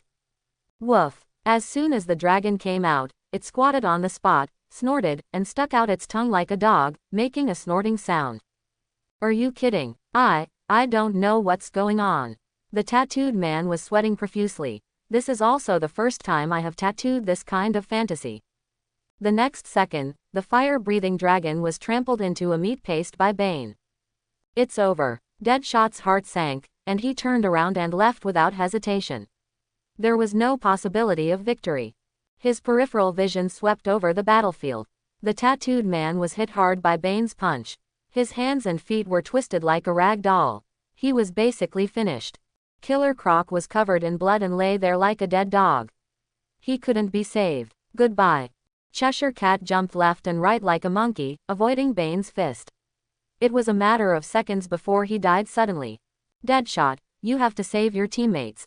Cheshire Cat and Killer Croc will soon lose their ability to resist. You must. Deadshot said nothing. He threw 2 submachine guns and rocket launchers and his backpack of shells and weapons on the ground to make it easier for him to escape faster. He knew very well that if he ran like this, Cheshire Cat and Killer Croc would definitely die. The entire newly formed Suicide Squad would be almost wiped out here.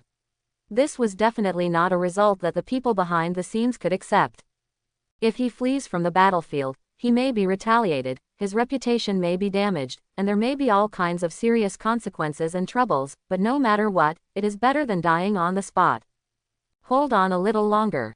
Death Shooter heard the sound of wind whirring in the headset, as if the other party was riding on some high-speed moving vehicle. Hold on for another minute, and in a minute, there will be reinforcements. Hearing the other party say such ridiculous words, Death Shooter laughed in anger. Bullshit. He didn't even realize that his voice was shaking. He looked at the muscle freak who threw the car wreckage like a toy. What kind of reinforcements can deal with such a monster? Who else in Gotham City can deal with such a monster? Batman. Chapter 11. You just need to get lost. I'm running away. Stop. Don't talk about $200 million. I'm afraid I can't resist the temptation. No matter how much money you have to live. Yes, you have to live. Lawton, Dead Shooter's original name. There is still a chance to survive if you cooperate with the Cheshire Cat. Dead Shooter paused, and he looked at the ventriloquist who came out from the corner with an ugly face. This old fool, who had been a coward just now. Oh, I'm sorry, Mr. Lawton, I don't want to, but Bat Baby asked me to do this. The ventriloquist apologized, but the muzzle of the Thompson submachine gun in his hand was tightly aimed at Dead Shooter. On his round fat face, his glasses flashed a faint light. Don't force me to do it, Lawton. Something more gloomy and hoarse came out of the Bat Baby doll in his hand. Death Shooter's heart sank to the bottom. Arnold, you. If you don't attack him, I'll attack you. Chen Dao couldn't help but secretly congratulate the ventriloquist for his assist. Good, you know how to supervise the team. Death Shooter cursed. The ventriloquist was right. With the Cheshire Cat in front, they would definitely have no problem holding on for more than a minute. But if he and the ventriloquist had a fight now, with wolves in front and tigers behind, he would undoubtedly die more ugly. He picked up the rocket launcher thrown on the ground. 1 minute, he cursed. Just 1 minute. Then he raised the rocket launcher and fired at Bane. Nothing. Get out of the way. The Cheshire Cat, who was dodging left and right, was almost blown up by this shot. She jumped and rolled to hide to the side, gasping for breath, and her voice could no longer be cold. Asshole, you dog, you almost blew me to death. Countdown. 50 seconds. Boom. The intense flames and smoke enveloped Bane, but the Deadshot knew that weapons of this level could only repel the opponent and could not do anything to him. He fired continuously, then took 2 steps at a time and rolled behind the ruins of a car. Countdown. 40 seconds. Bane jumped out of the smoke. The Cheshire Cat tried to continue to interfere with him, but Bane ignored her and looked at the Deadshot, then shot out at him like lightning. Every time he rushed, it was like teleportation. Bang, bang, bang. With 4 gunshots, the 4 lights that had been illuminating the scene exploded almost at the same time. Bane's footsteps paused slightly, but the silver-white moonlight still guided Bane's way forward. Boom. The place where the Deadshot had just disappeared was kicked by Bane, and the construction waste was scattered into the sky like vegetation rolled up by a lawn mower. Before Death Shooter, who was hiding somewhere else, could rejoice, he saw several steel bars and boulders accurately hitting him. Ah! Death Shooter screamed. He barely avoided the steel bars that were enough to kill him, but was still hit on the shoulder by a boulder. Bane was not fooled by him at all. Bane was an escape master second only to Batman and Mr. Miracle. Death Shooter's trick in front of him was simply a show of skill in front of an expert. Not only did his trick fail to delay time, but Bane took advantage of his trick and injured him unexpectedly.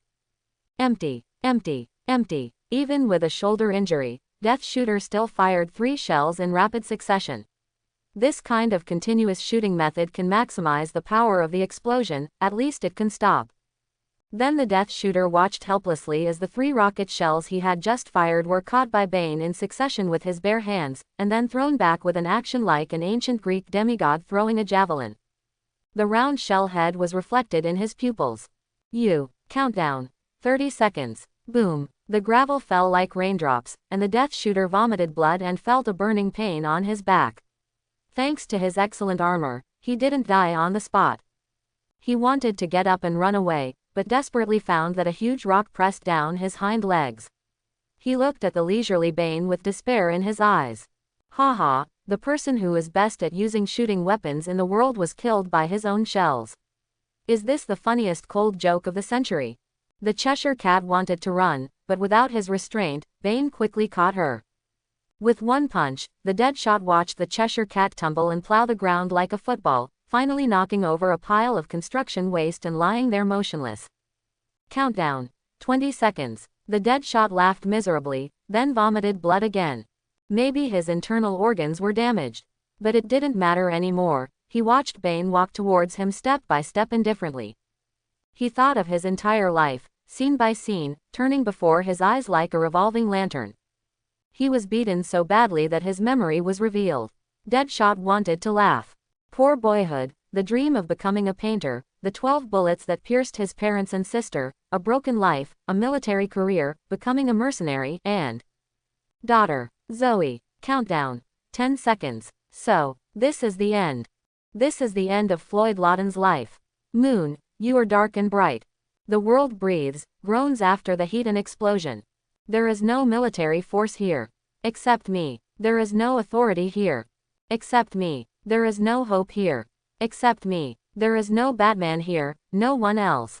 There is only Bane here. Countdown. 3 seconds. Bane reaches out to Deadshot, that fatal, ending caress. 2 seconds. His rough palm rubbed the throat of the Death Shooter.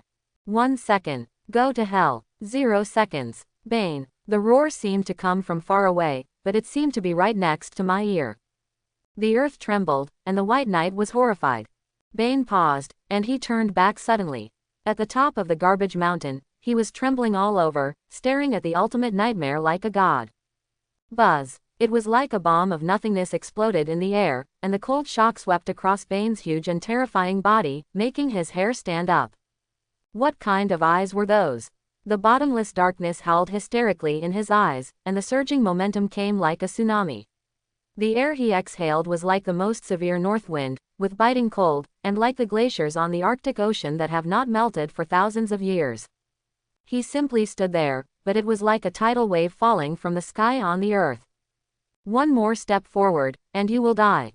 That's what his body told him. Bane knew that Batman never killed people. He was a good man, a superhero, and superheroes all had a rule of not killing, right? But he felt that even his genes were roaring and warning him. One more step forward, and you will die. Bane knew that even if the Bat wanted to kill him, it would not be able to kill him, and he had full confidence in his body. But what does it matter if he knew it? The fact is that every drop of his blood, every muscle, and even every strand of his hair were roaring at him. Moving forward means death. Bane didn't know how the bat did it. He didn't know how the bat could send this biological hormone-like death threat to his body. It was impossible and unscientific, but it was what Batman did, so it seemed very reasonable. The real master of Gotham City roared and screamed in front of him, declaring his sovereignty. The bat lifted his wings and cast a shadow, illuminating this time, this moment, and this place, announcing the arrival of the son of Gotham.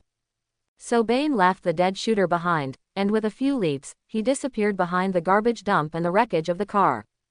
In the far east, the first ray of dawn happened to tear open the skirt of the night like a sharp sword, reflecting the nightmare figure. He stepped on the glow and swept away the darkness in all directions of the universe. The red sun rose in the east, and its path was bright. The long night ended here. The third-generation Robin Tim Drake was wearing a pair of shackles and anklets, sitting in the seat reserved for Batman in front of the Batcomputer in the Batcave with a sour face, just like a housewife who had just learned that her husband had cheated on her. Alfred, Batman has been a little bit off lately, absolutely, definitely a little off. He held his throat and said sarcastically. Ignoring Batman's instructions is almost a traditional skill of every generation of Robin, so I'm sorry, dear Tim, I'm afraid I have to lock you up. When Tim thought about Batman asking him to stretch out his hands, he was stupid enough to stretch them out, and he wanted to slap himself twice. Ha ha ha. Alfred brought a box of pastries over. It's Robin's job to take a break occasionally, how about a piece of candy? Do you want taffy or chocolate? I want both. Tim took the pastry sullenly, and then began to eat it. His voice was a little fuzzy because he stuffed too much taffy in his mouth. Ah, thank you, but Alfred, to be honest, I think there might be something wrong with Bruce. He swallowed a big mouthful of pastry. Maybe it's mind control, maybe it's a magical soul swap, maybe it's another conspiracy of the Mad Hatter, but I beat him for 2 hours and he refused to tell me. In fact, no matter who the soul living in Batman's body is now, at least, I think he is definitely not Bruce. Young Robin put the empty plate on the table, his expression gradually became serious. I have to say, he is the most skilled actor I have ever seen. Even Basil Carroll, the original name of the Clayface, a villain who can transform, would be dumbfounded when he saw him. Tim paused and continued, however, even such a great actor cannot imitate something he does not understand at all. His understanding of Batman is wrong. Bruce is just a mortal, Alfred. No matter how terrifying Bruce appears in front of outsiders, he is still a mortal. We all know that he is just a mortal. But he played Batman as a god walking on Earth. Spirit, demeanor, the most powerful is momentum. I have seen Bruce angry more than once, but this fake is 100 times more terrifying than the original. I feel my heart stop when he looks at me. He said irritably, I'm already here in 3 days. We secretly verified his true identity using more than 40 methods, including iris, fingerprint, DNA testing, biological AI logic analysis, gate testing. But no matter how we verified, he was the original Bruce Wayne. Quote. He looked at Alfred very seriously, but what? Hiring mercenaries to help him complete the task of fighting those Arkham lunatics, and taking the initiative to abandon Robin and act alone. Of course, abandoning Robin and acting alone is also Batman's usual style, but this is different. Quote. His eyes gradually became deep, and those nonsense about retiring. He is definitely not Bruce. Maybe we should arrest him and then use a crowbar and whip to torture him about where the real Bruce is. It's terrible. Chen Dao maintained a condescending and contemptuous attitude like a bat, his heart pounding. But fortunately, the fake bat scared away the real Bane, and this level was considered to be passed. The current situation is indeed as he expected. Bane is not a pure warrior, but a cunning hunter. Before he was sure that Batman was exhausted, he would never confront Batman head-on. In history, he waited for more than 3 months, allowing Batman to capture the lunatics he released from Arkham one by one, and after confirming that Batman was completely exhausted, he hid in someone's house to attack. Such a cautious Bane would never launch the final duel here. Chen Dao still has time, before his weak nature is completely exposed. Chen Dao climbed down from the garbage mountain and walked towards the Deadshot. Warning. Anchor prop. Captain Javelin's broken javelin, detected. Anchor prop, Slipknot's broken beloved lasso. Anchor prop, Tattoo Man's broken hand.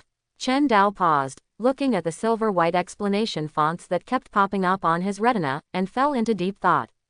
What does this mean, huh? I ask you, what does this mean? Why can I pick up the anchor prop when my teammates died tragically? Anger, shaking, cold. Could it be that I, the Dark Knight, the Caped Crusader, the Guardian of Gotham, the greatest detective in the world, the famous Batman, can only make a living by extorting coins from my teammates? Looking at the relics of his teammates, Chen Dao felt a lump in his throat, and a poet-like feeling of sadness and sorrow surged in his heart. No, never. Superheroes must have backbone. Even if I die, I will never pick up the bodies of my teammates. Quote. Half a second later, Chen Dao licked the loot with tears in his eyes. Forget it, Batman beating his teammates is an old tradition of the Justice League anyway, so these few are not a big deal. Captain Javelin's broken javelin. Gant Braun once used it to win multiple gold medals in the Olympics. Although she has no head now, the remaining material is just enough to make a flagpole. This javelin is my wife. Chen Dao only then realized that Captain Javelin not only had no villa, but his wife was also a javelin. He should have thought of it earlier. How could a man like Javelin have a wife? The villains in the DC universe have more or less mental problems. Slipknot's broken beloved lasso. Christopher Weiss doubts everything, but he is confident in his rope. When he is lonely in the middle of the night, he even uses the rope to asterisk. Whenever he ties someone up, the corners of his mouth always curl slightly, and a confident smile appears on his face. Oh, woo, the lasso responded to me. I firmly believe in its judgment. This one is even more of a weight. Chen Dao decided not to hire such a pervert again, especially since he had wasted himself. The broken hand of the tattooed man. John Oakes used to be an ordinary sailor until he was imprisoned for fighting and met the first generation of tattooed man Abel Tarrant in prison. He has always kept the anchor tattoo he got when he was a sailor on his arm to recall those youthful years. It's slippery, I tell you, the deck is really slippery. Converted crisis energy units, 10. Chen Dao was speechless. 3 weaklings only converted 10 crisis energies for him in total, and the 3 of them combined only converted as much as the ventriloquist had converted for him before. But in the final analysis, how is this crisis energy calculated? Any of these 3 people can fight the ventriloquist on par, why only convert so little? Warning: none of the 3 anchored objects in hand have searched for the target Batman. 3 weak and low-level Batmen will be randomly matched for you. Matched. Batbaby, do you want to consume 1 unit of crisis energy to synchronize? Chen Dao noticed that unlike the previous Batmobile, there was a small silver-white description below the Batman matched this time. A Batman who was about to die in a dark multiverse reincarnated his memory into a baby, thus obtaining the baby's body. Later, because his head was too heavy, he accidentally fell down the stairs and died while trying to walk upright. Danger level. No level. Chen Dao's face suddenly turned black. What's the point of becoming a top-heavy baby? Will the villain let him go if he acts cute and coquettish? Don't do that. Immediate synchronization has been abandoned. The data has been saved. You can consume 1 unit of crisis energy to synchronize with the Batman at any time. Matching again. Success. Matched. Batman. Batman from a dark multiverse bought the entire Gotham City and turned the city into his medieval serf estate, and then was killed by Superman as a villain. Quote. Chen Dao was powerless to complain. Superman actually killed people, what a cruel and twisted world. Out of sync. Matching again. Success. Matched. Mayor Batman. Bruce Wayne from a dark multiverse did not become Batman, but became the mayor of Gotham, but was assassinated and his head was hung on the gargoyle of Wayne Tower to warn people not to go against the gangs. Quote. Another useless ability. Chen Dao sighed, and then cast his eyes on the 3 seriously injured people lying on the ground. The Cheshire Cat and Killer Croc were both alive, and Chen Dao couldn't help but feel disappointed. Overjoyed, together with the ventriloquist who appeared out of nowhere, he pulled all 3 survivors out of the ruins. Broken scales of Killer Croc. Introduction. Killer Croc's scales fell off after being beaten inhumanely and seeing his powerful enemy flee. Along with the scales, his brave heart was also broken. You may be able to use it to summon the Batman of a parallel universe. Chen Dao was slightly surprised. He looked at Killer Croc, who was obviously still alive. But, could the existence summoned by non-human beings be a normal human being? Bane ran away. How could he run away? There is actually a magic in this world that can survive without fighting. Then what was the point of my fighting so hard before? Crisis energy units converted, 50. Crisis energy units you currently have, 60. Warning. Downloading targetable Batman file. Bat Dragon. Danger level, E. Earth 27 is a world full of dinosaurs. There is no Justice League here, only the Jurassic League. All superheroes and supervillains are dinosaurs. Do you want to consume 20 units of crisis energy to synchronize immediately? Chen Dao did not intend to synchronize here in front of the three people. Let's take the wounded away first. He helped Deadshot up. Deadshot said miserably, "Am I going to Arkham Asylum? I don't want to go to Arkham." Killer Croc, who had just been beaten dizzy by Bane, got up from the ground stupidly. His eyes were dull, and he didn't even react to the huge Batman who was so close. He groaned, "I'm so hungry, do you have anything to eat? My arm is broken." Then his eyes successfully focused and saw clearly who was standing in front of him. He was frightened and struggled to stand up, but soon lay back down dejectedly. "I really have no strength left." The Cheshire Cat was still wearing her mask at this point. She was in good condition and was the only one of the three who could stand up. She limped away and was then hit on the back of her head by Chen Dao.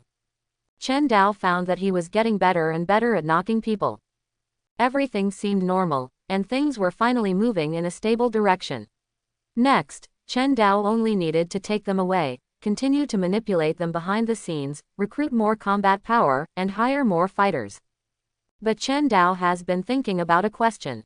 Bane. Did he really escape so easily? Thinking of this, Chen Dao frowned and retreated behind three seriously injured people, an old man and three dead bodies. He had a bad feeling. Based on his understanding of Bane from the comics, the other party was bold and careful, insidious and vicious. Whenever he met Batman, he would always try his best to test Batman's condition. Fleeing without fighting was really not his style. If he were Bane, he would definitely take advantage of the moment when Batman thought he had scared him off and suddenly strike back. Just as he thought this, his face suddenly darkened, and he wanted to slap his own crow mouth twice. Alfred. No response. Alfred. Ah, sorry Tim, I was a little distracted. Where were we talking about? We should capture Batman and beat him with a whip and a crowbar. The third-generation Robin Tim Drake crossed his arms, causing the chains on his hands to rattle. Seeing that Alfred didn't speak, he said anxiously, "Don't you believe it? He is definitely not the one I know. He is not the Batman you know. He is Bruce. He just pretended to be Bruce. You don't understand." Alfred seemed a little dazed. "You don't understand at all. Tim. Gotham gave him back to me." "What? He is alive. The child who died with his parents in Crime Alley, my little Bruce, he is alive. He was so young at that time, not the Batman. But, this dirty city, this hateful city, I have cursed it countless times. It took away Thomas and Martha, my best friends, but today, it showed mercy." Quote. "Wake up Alfred, he is not at all. No, I know him, he is my little Bruce. Tim, Bruce and I talked a lot, we are going to retire, we are going to leave Gotham, go to Fiji, and live there." Alfred was a little nagging. He was so smart and capable in the past, Robin almost forgot that he was an old man over 50 years old, and the old man is always nostalgic, always soft-hearted, always sentimental, and always persistent. Bruce has lost too many people, including Jean-Paul, the angel of death mentioned above, Jason Todd, Robin too, beaten to death by the Joker with a crowbar. Tim, let him go, Gotham is not Bruce's responsibility. He lamented. "Bruce, my poor little Bruce, he has suffered so much. There is no cartilage in his body. Every time he swings his fist, his two bones will grind against each other, making him feel miserable. Two-Face, Riddler, Joker, the scars they caused will rot every rainy season. But what about Gotham? Without Bruce, who will save Gotham? Alfred was silent for a while, although I really want to say, let Gotham be destroyed, but Bruce said he will find a successor. He said, he asked you to find the man named Clark Kent before, but he didn't find him. I don't know why Bruce chose him, but my Bruce is going to be free, we should all return to normal life. And you, he hugged the young Robin, let's leave Gotham, and your parents, and let's find a new life together, okay? Tim hugged Alfred, hugged his skinny body and the smell of an old man who was no longer young. He couldn't say no. If the Clark Kent that Bruce said can really protect Gotham. He promised. I will. Chen Dao felt that he was about to be free. Seeing the muscle freak coming out of the corner, he felt that all the blood in his body rushed from his anus to every drop of brain in his skull. Bane, everyone present was horrified when they saw each other. Deadshot struggled to get up and load the bullet, and the ventriloquist hid behind him. The Cheshire Cat, the girl with a slender figure was still lying on the ground unconscious. Killer Croc didn't lie down either, he got up directly and stood beside Chen Dao. Woo woo woo, it's still safe to hide next to a superhero. Killer Croc recalled the civilians who were protected by Batman in the past, and now he empathized with them. He said, this world is too crazy. I never thought in my life that I would fight side by side with Batman. But now no one cared about Killer Croc's life feelings. Everyone was ready for battle. Batman slowly stood up. This action alone made Bane feel suffocated. The fighting spirit mixed with fear made his heart beat like a drum, and the venom flowing in his veins like magma surged, strengthening his body. This pure power and murderous intent was enough to break a person, anyone, like a small stick. But the man in front of him was different from others. He had never been as worried as he was at this moment that he could not break this stick. I knew you in a cave thousands of miles away. Bane spoke in silence. His voice was hoarse and deep under the ventilator. I met you in my dream, and then I escaped from that hell, from my dream, for only one purpose. To find you, then destroy you, and take your Gotham. So you came to my city, and then hid in the gutter in the corner like a rat. He heard Batman say, release the lunatics from Arkham, watch me deal with them, and you dare not stand in front of me until they wear me out. Bane knew that Batman wanted to provoke him, and he would never be fooled. I have seen too many pretentious idiots like you. You have caused so many deaths, so many lives have been killed, just for the so-called rule of this city, just for such a ridiculous reason. I will kill for anything. Bane answered him. His momentum rose little by little with the verbal confrontation. I will kill to eliminate the harsh sound. His muscles stretched, and his bones jumped. I will kill to extinguish the light in the eyes of those who dare to look me in the face. Bane clearly saw the anger in Batman's eyes. He knew very well that this was an unprecedented challenge. Head-on confrontation with the Dark Knight who had not been weakened to the extreme. It's so exciting. Then he saw the big black bat put the Cheshire Cat and Deadshot on his shoulders without saying a word, picked up Killer Croc with one hand, clamped the ventriloquist under his ribs with the other hand, and put his feet together, and turned into two wheels in a flash. Bane, Dayuahulu. With the groan of the engine, Chen Dao ran away directly, suppressing the dirty words that Bane wanted to say. For the first time, Bane showed a horrified look on his face. His intelligence on Batman was seriously wrong. What was that? He replayed what he saw in that second in his mind. How could a person's feet turn into wheels? When he reacted, he immediately took out a headset and put it on his ear. Zombie man, caveman, birdman, we're here, Bane. Bane's men answered on the radio communication channel. The plan has changed, all come to chase him. Men. Bane looked deep. I need to find out what happened to Bat. Although he was carrying 4 people, Chen Dao ran away. No, he turned the wheels and ran away. Bane couldn't catch up for a while. In his own world, the Batmobile was hated by everyone, and running away was of course a passive skill. Chen Dao tightened his gluteus maximus, his own liquid nitrogen sprayer. Oh my god. Killer Croc stared at Chen Dao's feet that had turned into wheels. Bat, I didn't know you had this ability. Stop talking nonsense, Death Shooter, get ready to shoot. Quote. My name is Floyd Lawton, 27 years old, and I'm Death Shooter. I'm being chased by a devil muscle man over 3 meters tall. He just killed 3 of my companions. I have no doubt that he can punch me into a cookie. But I'm not panicking at all now, because he can't run as fast as my horse. Quote. But there is still a problem, a very, very important problem. The horse I'm riding now is named Batman. Ah, do you really believe his lies? He fell into deep thought. Batman must have a special reason, but now he knows too little information, so he is completely in the dark. Your feet. Shut up, just take the bus, I'll think of a solution. Chen Dao's prostate drifted, barely dodged a boulder thrown by Bane, and said unhappily, what's the matter? Look ahead. Chen Dao turned his head and saw several large buses blocked in the middle of the road ahead. Bane's men were standing on them, waiting for him to hit them head on. So, what can you do now? Chen Dao gritted his teeth. Super Baby is a newly opened restaurant in Gotham City. In order to attract customers, the waiters here are dressed up as super-powered people, which is quite hot. In the store, 2 policemen sat by the transparent floor-to-ceiling windows and were enjoying a hearty breakfast. Ding ding ding. Help, the Joker just robbed our bank, you have to. The slightly older policeman and the younger policeman looked at each other and turned off the communicator nonchalantly. Ah, it's okay, Batman will catch the Joker back. The slightly younger policeman said.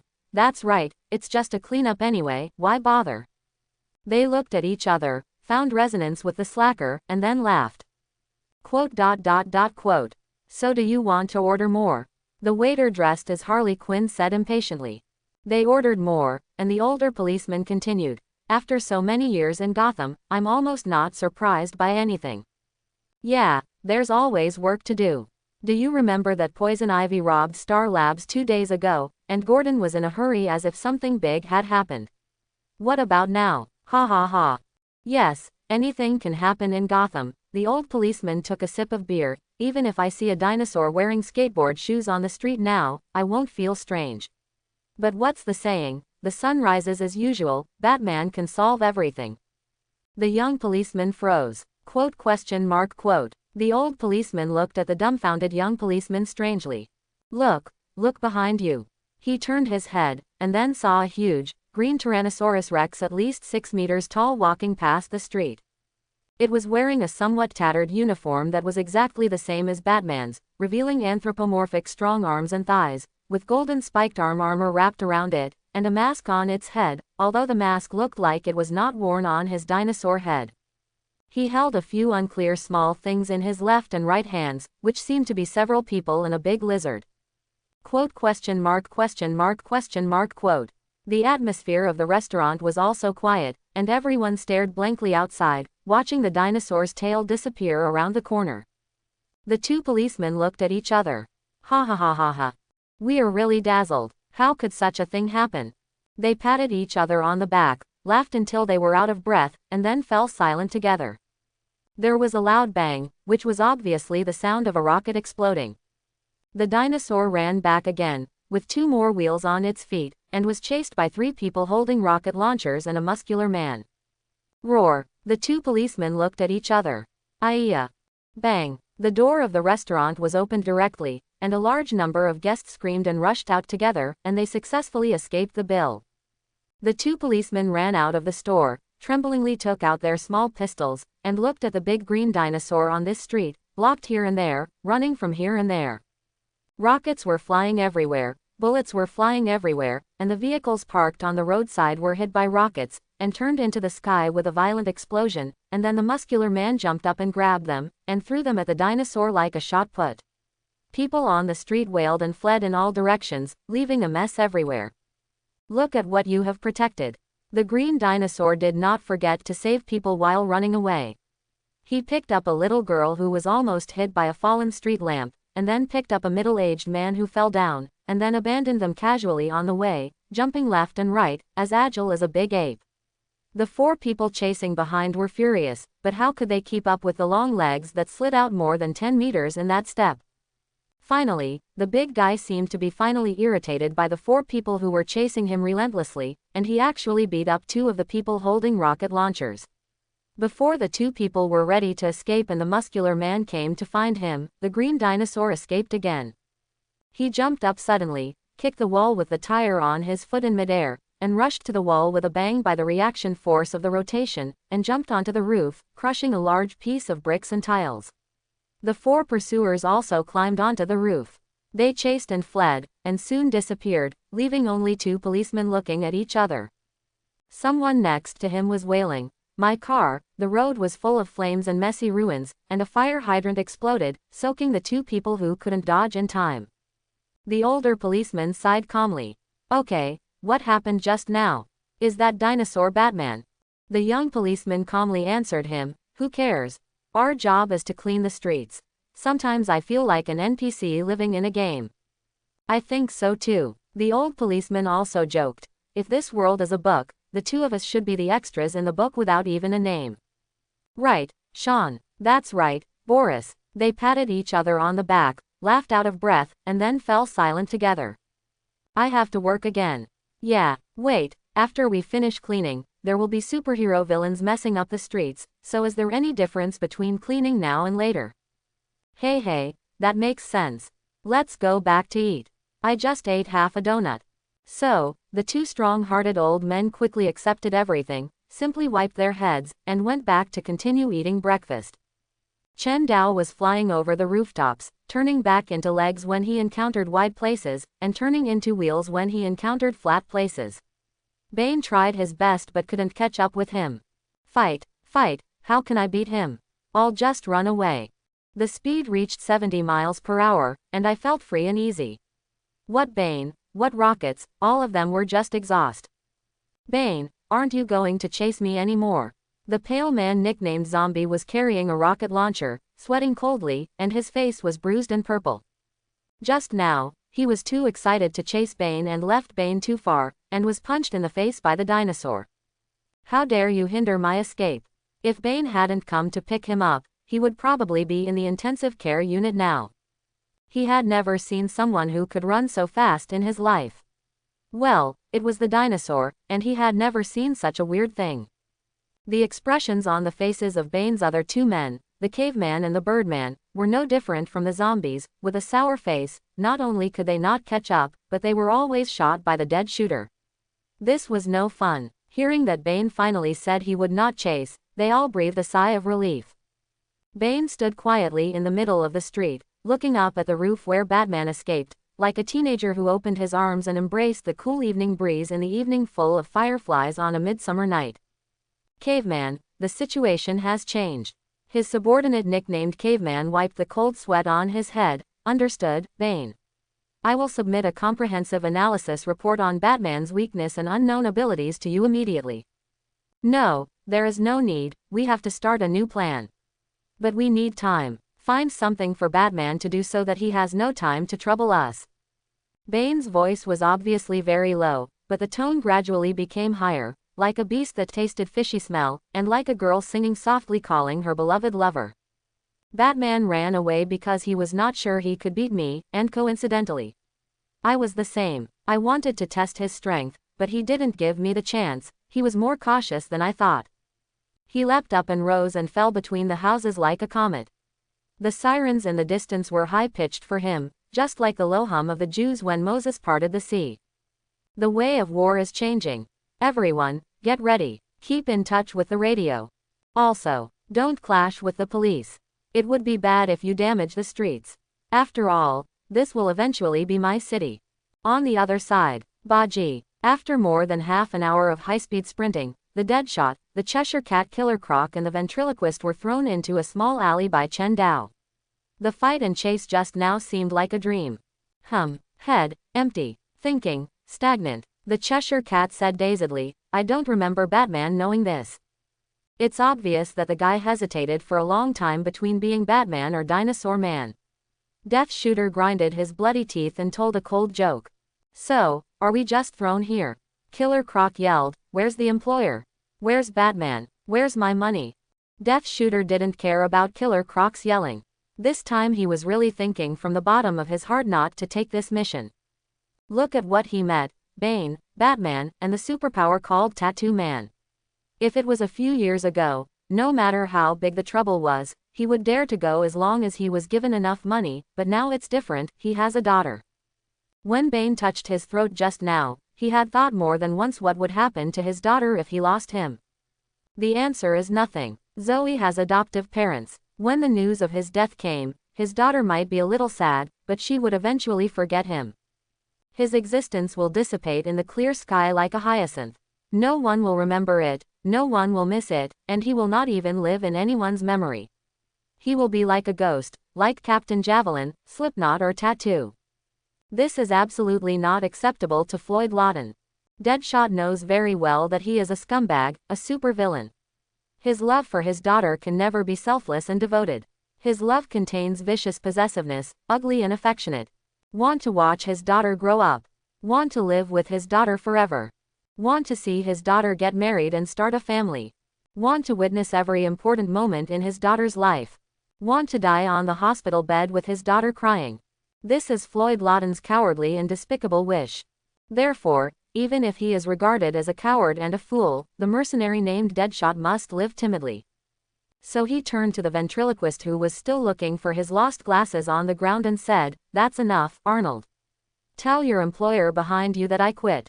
Comma comma, comma comma, comma comma." Ding. The elevator door opened. Chen Dao took the elevator to the top floor of the Gotham City Police Department. A civilian police girl looked like she had seen Batman, and the file bag in her hand fell to the ground with a thud. Chen Dao held his expression, calmly turned into the stairs next to the elevator, and came to the rooftop. Why is this hook gun so difficult to use? JPG.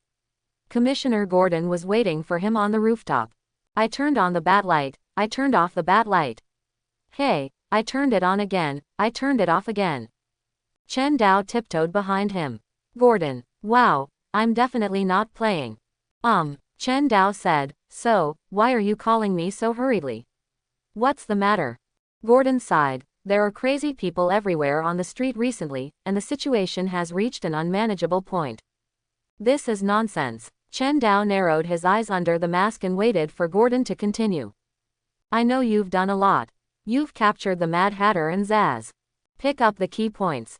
Okay. Gordon sighed, as if he had made up his mind, and said, the mayor has decided to use the National Guard. This is dangerous, but I can't stop him. The National Guard is an independent military force affiliated with the state government and the only regular army that can fight in the United States. The mayor's decision means that they have completely lost confidence in the situation in Gotham. In this regard, Chen Dao thinks, that's great. It would be best if the National Guard had 400,000 or 500,000 people rush into Gotham to hammer Bane into a meat pie, and then directly strike down the dimension, and all the villains in Gotham would be wiped out and sent to the electric chair. He, Batman Bruce Wayne, can also retire and be his own rich man with peace of mind. Gordon pinched his nose, but these guys don't understand Gotham at all. They use the same thinking to deal with ordinary criminals to deal with the crazy people in Gotham. This is bound to cause problems. But our stupid mayor just treats this as another campaign trick. I am worried about this, but what is more troublesome is that they have already included you in the target of attack, regardless of life or death. So you ask me not to interfere with the National Guard's purge of Bane and Gotham. Great. Chen Dao cheered in his heart. That's right. Gordon had a sad expression. I will try my best to prevent the army from having too many problems, but you really can't appear again to irritate the sensitive nerves of those politicians. I know this is very unfair to you. It's not true at all. Chen Dao maintained his superficial seriousness, but this solemnity was interpreted by Gordon as another meaning. Okay, Bat, you can continue to participate in Bane's case, as if you really won't participate if I don't agree. No, you misunderstood. Chen Dao immediately stopped his divergent thinking. I really won't participate. Ding ding ding. But at this moment, the sound of the bat communicator interrupted their conversation. The call was made by the ventriloquist, who brought bad news to Chen Dao. Death Shooter was clamoring to disband and return to Gao Laozhuang. Chen Dao just felt tired. He once again deeply realized that reality is not an online game, and there is no such outrageous setting as recruiting soldiers to see loyalty. The guys he recruited are more troublesome and weird than each other. Gordon stood by for a while and found that Batman did not leave his front to answer the phone like before, so he consciously walked to the side and shrank.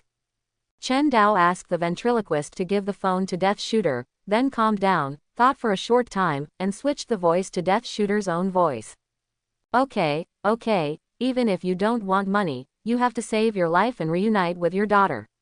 I respect your choice and wish you a happy life, but I still have something to say.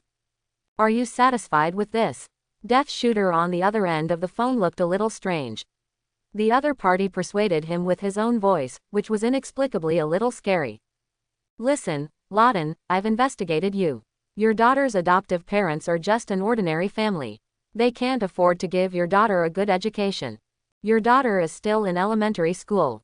Next, she will go to the worst public junior high school in the community, surrounded by hooligans who dye their hair, smoke, get tattoos, and fight. Next, she will go to the worst high school, if your daughter doesn't learn bad things. Then what? One day, get pregnant by some redneck scumbag hooligans. Then become a single mother, work as a salesperson in a supermarket, lose your figure, and have loose skin. Is this the life you planned for your daughter? Shut up. Death Shooter's anger was easily aroused. He shouldn't be such a violent and irritable idiot, but no matter who it is, when it comes to family, it's always impossible to stay calm. Ah, yes, that's right, his father is the famous Death Shooter, a murderer wanted by more than 10 countries. The only difference between Zoe and other slum girls is that her awesome father will shoot through the necks of all the bad guys who get close to her, and he also has some wealth accumulated over the years as a mercenary. But what's the use of that? No matter how much money you have, the real upper ladder of those aristocratic schools will not open the door to Zoe, not to mention that if you want to launder your black money, they will evaporate one half directly. Your money can be laundered, but what about your identity? Where do you want to take Zoe to live? The Sahara Desert or the Great Canyon of East Africa? Dear mercenary, you don't want your daughter to not be able to receive a good education, right? Enough, stop talking. The voice of the Death Shooter has a strange sense of frustration, as if biting his tongue to prevent the sound of his heart from jumping out of his mouth. I can get you a letter of introduction from Bruce Wayne or Jim Gordon to the top university in Gotham. I can turn the $200 million I give you into Zoe's legal income through financial operations. I can plan a perfect life for Zoe. ... Silence. The Death Shooter on the other side of the phone sighed. He didn't expect that he would change his mind and surrender in just a few minutes after making a decision. He didn't ask the other party if he could help him clean up his identity. He knew that even if he could, he wouldn't do it for him. What the other party needs is a combat force that can fight and charge, not a soldier who always wants to retire. Okay, I know. I will help you. What did you call me? Boss. The matter is resolved. Provide facts, put out bargaining chips, and complete the transaction. To be honest, Chen Dao was too lazy to think about whether the other party deliberately raised the price, because it was meaningless. Once Bane is dealt with, his cooperation with these mercenaries will be terminated immediately, the money and goods will be settled, the promises will be fulfilled, and then they will run towards their own beautiful lives and never have any contact with each other again. At least now, he can completely control the Deadshot, that's enough. Moreover, now that the National Guard has been dispatched, can Bane still destroy an entire army by himself? Think optimistically, although maybe Batman doesn't need to take action at all. Chen Dao turned off the communication and looked at Gordon, ready to discuss with him how to deal with Bane. He still had in his hand, wait, the other party seemed to be answering the phone. Jim Gordon turned his head, he wiped his forehead, and wiped the sweat from the wrinkles on his brown hair mixed with gray. The expression on his face was extremely serious. Wait a minute, Batman, he said. He hurriedly left the rooftop from the stairwell. A few minutes later, Director Gordon came back with a file bag and handed one of the documents to Chen Dao. Just watch first, I'll take care of what I'm saying. 3 days ago, the Star Lab was attacked, and a living person was kidnapped. Harold Goldblum, a chemistry professor, a leader of the Chemical Research Department of Goth Corp., an expert in biological warfare weapons, and a top-notch intelligence in the fields of biology, botany, and toxicology. He took out a photo and showed it to Chen Dao. It was a bald man with gray hair, and he looked very smart. Chen Dao's heart skipped a beat when he saw it. This was originally a very serious matter, but at that time, Firefly had just set a fire at Elmer's Pier. Chen Dao followed up and answered him, and the pervert Firefly was climaxing while watching the pier turn into a torch, and then Chen Dao was stuck for a moment, and he suddenly realized that in the original history, Batman was the first to go to the scene and beat Firefly to a pulp, and he fled in embarrassment. But at that time he had just crossed over and was still trying to activate the Alfred protocol with the toilet paper in the Bat Cave, so Firefly and the guys who came after hearing the news had a fierce conflict. The guys Gordon mentioned were his police officers. In addition to Firefly, there are also Almond Brain, Ogre, Two-Face. Gordon said a long list of names like a menu, and then said, Bane released too many people from Arkham Asylum, so the matter of Poison Ivy was delayed. But just 10 minutes ago, I just received a report that the people in the identification department used technical means to repair the damaged surveillance, and we suddenly discovered that Poison Ivy did not rob the Star Lab alone. Chen Dao took the photo handed over by Gordon, and standing next to Poison Ivy was a scary-looking tree man. Then, we found out that Professor Goldblum had just developed a biological weapon with a large range for Goth Corp. If Poison Ivy and this inhuman monster intend to replicate this weapon and use it in the city. Chen Dao looked at the photo carefully for a while. I know him. This guy is the plant master, Jason Wood, he said in a positive tone. He replicated the accident that created the swamp monster Alec Holland, turned himself into a walking plant, and became a low-level spokesperson for the magical power green of all things. Quote, green of all things, what the hell is that? An elemental essence, representing plants, and the red of all living things representing flesh and blood animals, and the black of decay representing corruption and death, are called the three basic forces. Okay, wait, Gordon said, you just said magic, right? I don't know why the content of our discussion suddenly jumped from police and gangster movies to super-powered magic brawls. Jason Wood, also known as Plant Master, is an out-and-out environmental terrorist. Compared to what he did, Ivy's Poison Ivy gardening hobby of turning living people into trees is just like Harley Quinn's diapers, deadly but harmless. Quote. Chen Dao didn't notice Gordon's expression.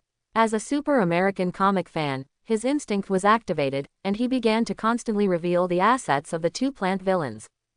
The basic power of the green of all things is mainly divided into the Tree Council representing trees and the May Queen representing vines. But the instinct of vines is to be attached and obedient, so the May Queen who listens to the Tree Council most of the time is often ignored by people. But this does not mean that they have no power. You must know that the spokesperson selected by the Tree Council is the Swamp Monster, and the scum-like Plant Master is just a low-level agent to make up the number. But Poison Ivy is different. She is the spokesperson of the May Queen people, that is to say, in terms of the essence of power, she is on par with the Swamp Monster, and superior to low-level agents like the Plant Master. Gordon was stunned by the mess of settings that suddenly came out.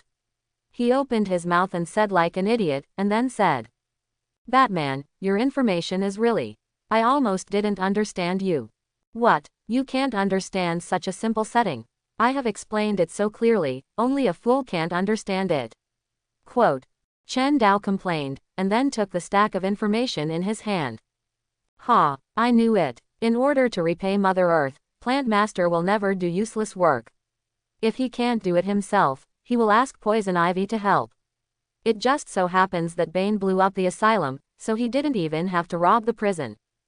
Gordon interrupted and said, here I have another thing to tell you.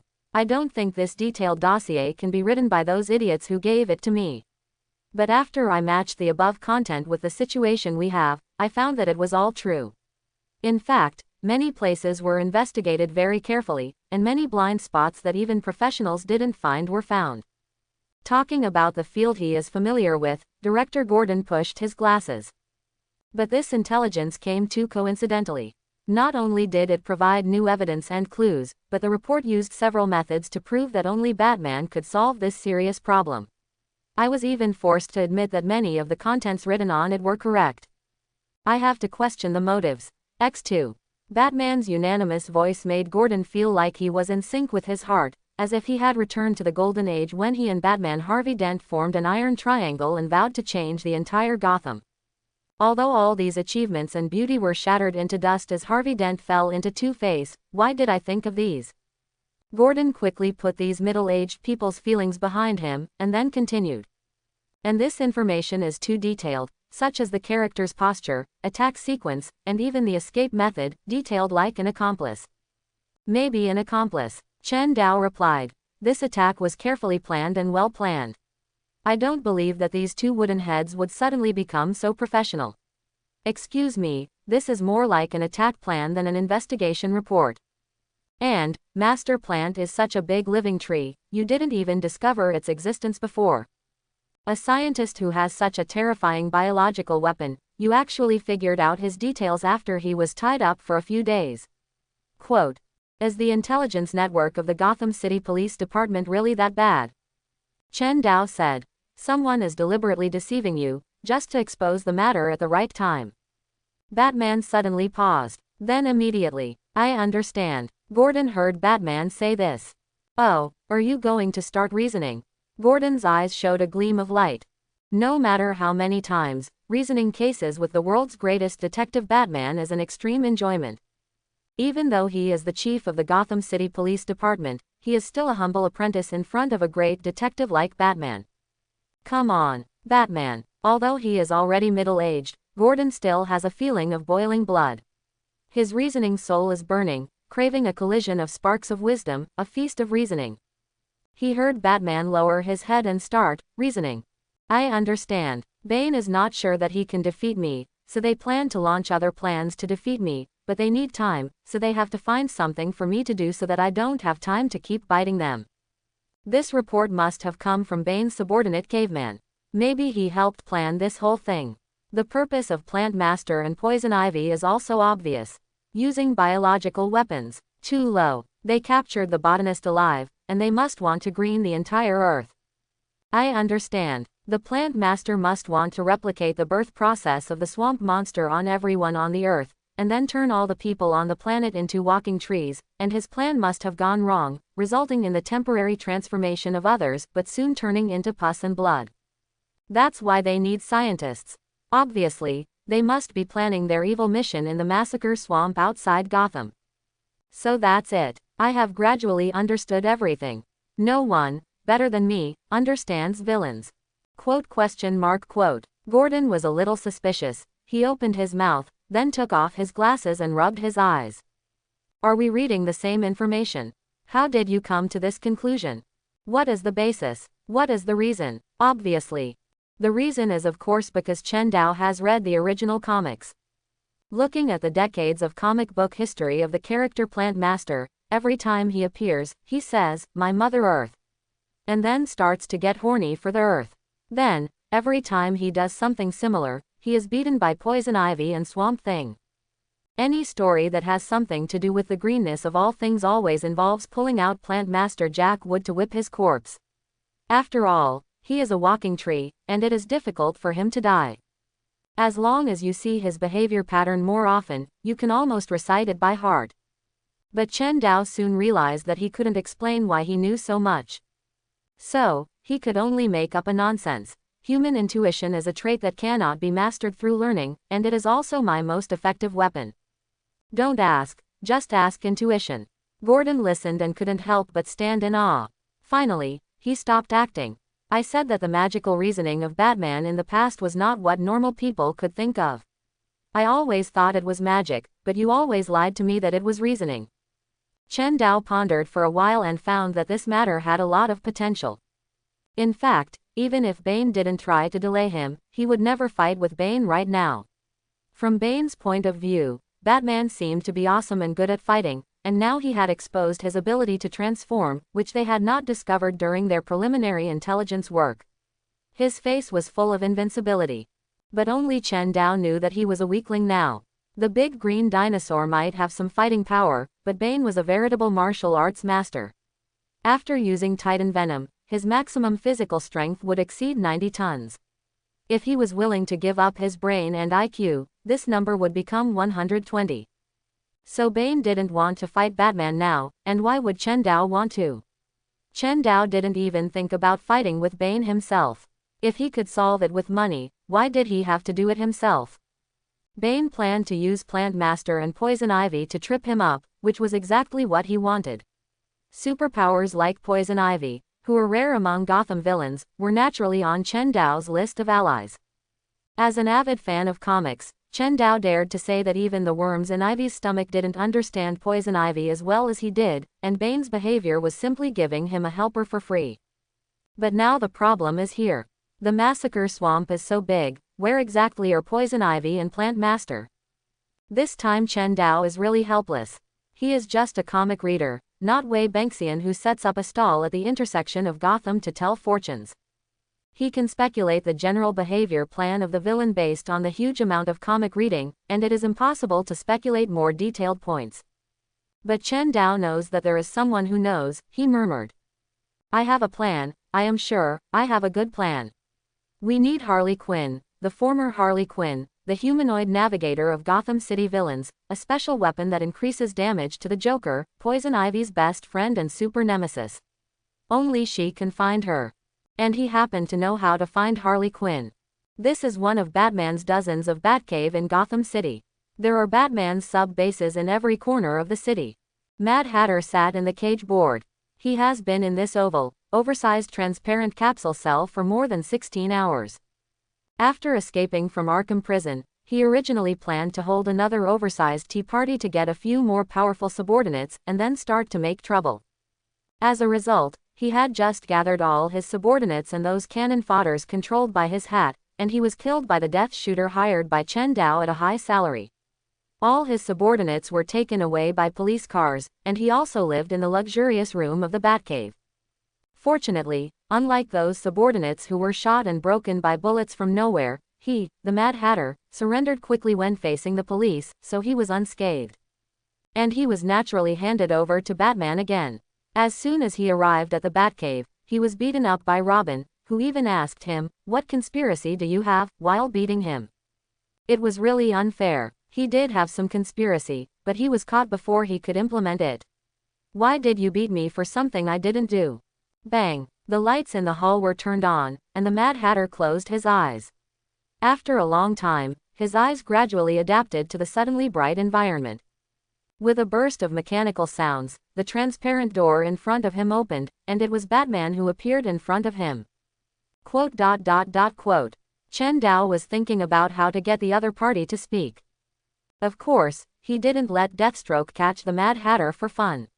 He caught him because according to the plot of the comics, the Mad Hatter at this time had a bang. Just as Chen Dao was thinking, Robin beside him jumped up and punched the Mad Hatter in the face, then kicked him to the ground, and took out a crowbar from somewhere and started beating him madly.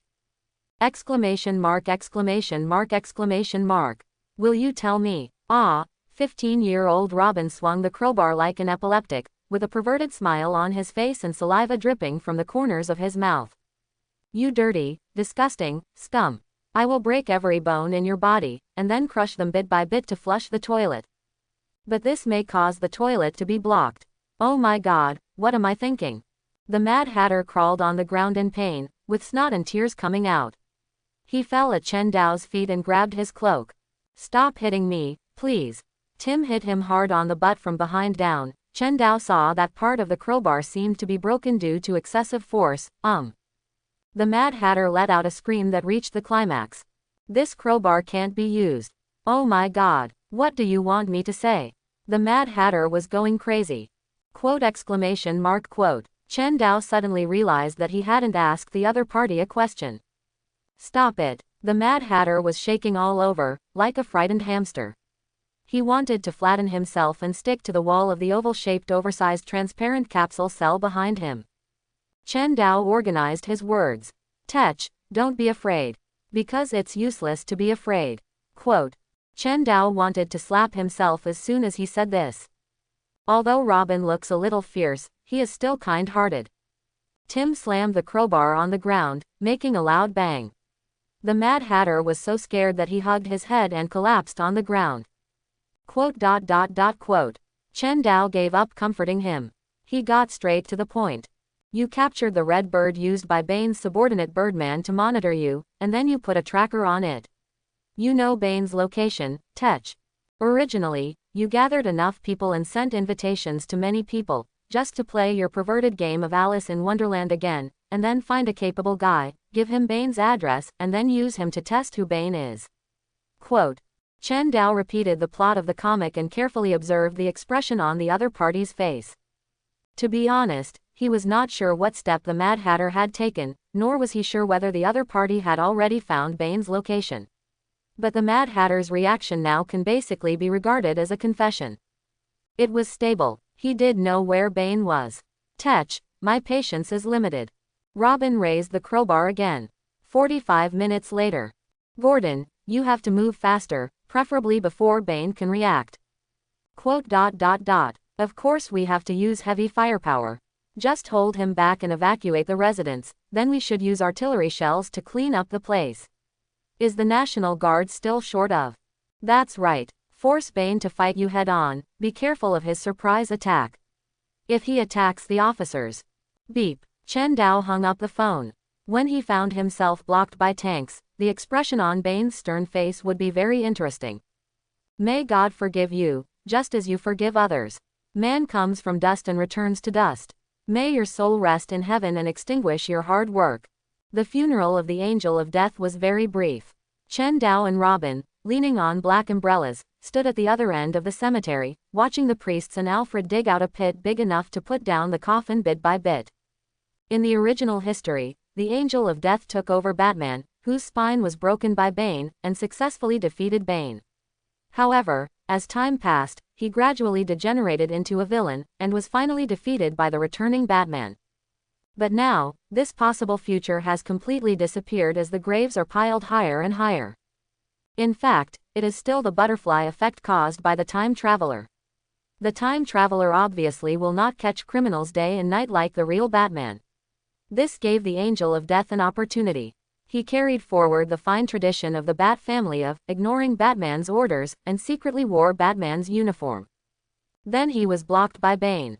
The next day, the headless body was sent back to Wayne Manor.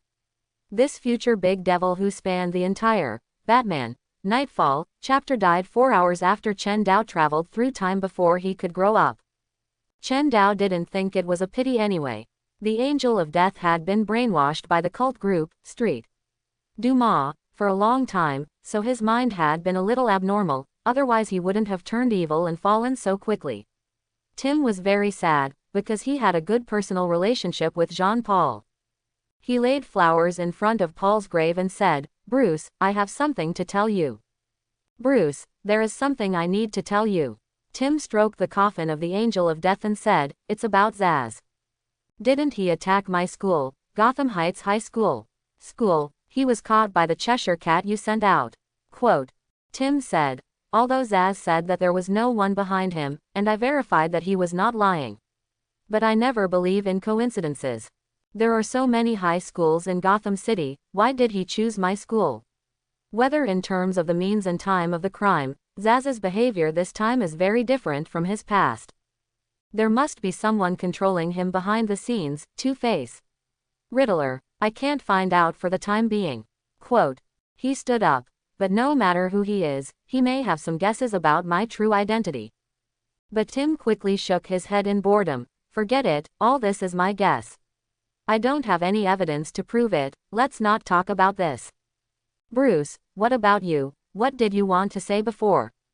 Chen Dao frowned. Indeed, according to the comics, Zaz should have attacked a girls' school, not the high school where Robin attended. What caused the change in the plot? It won't be me again. There was too little information to think of anything, so Chen Dao chose not to think about it. He said, let's talk about this later. Now, I need you to accompany me to the Petite Saint Prince district. The district is a neighborhood in Gotham. This is the newly opened, Super Baby, restaurant in Gotham City.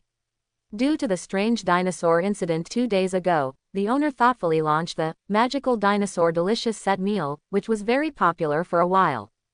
Okay, 1 of your Harley Quinn burgers, 1 Black Canary salad, 1 Jesse Quick's Broken Calf set meal. A maid dressed as Harley Quinn brought several sets to the table, but a dishonest guy stretched out his hand to her butt. Quote. Be careful that your hand gets broken, fatty. Hey, you should be more respectful to ladies. The 2 policemen sitting on the eaves of the window said, we may not be able to control the big green dinosaur, but we can definitely control you. Ha, it's a pity that in Gotham, the more the police don't want some people to do something, the more they do the opposite. The dirty hand still stretched out. The younger of the two policemen got a little angry. Boris, I can't stand it, Bang. The man with the dishonest hand screamed loudly, and was actually picked up by the barmaid with one hand, thrown to the ground, and his arm was broken with a crack. The maid dressed as Harley Quinn patted the non-existent dust on her hands. So, is there anything else I can do for you, handsome guys? She broke my hand. She broke my hand. Squeak. A few hours later, it was time to get off work. Harley Quinn left the restaurant while doing a Scrabble puzzle in the newspaper, but she did not go home. She took the subway to an apartment in downtown Gotham. Knock, knock, knock. She climbed the stairs and knocked 3 times at the door. Oh, Harley looked up and saw a leaf coming out of the crack in the door. Others will find out. She immediately stretched out her pale and tender little hand and pulled off the green leaf. No one responded, so she took out the key and opened the door with a creak.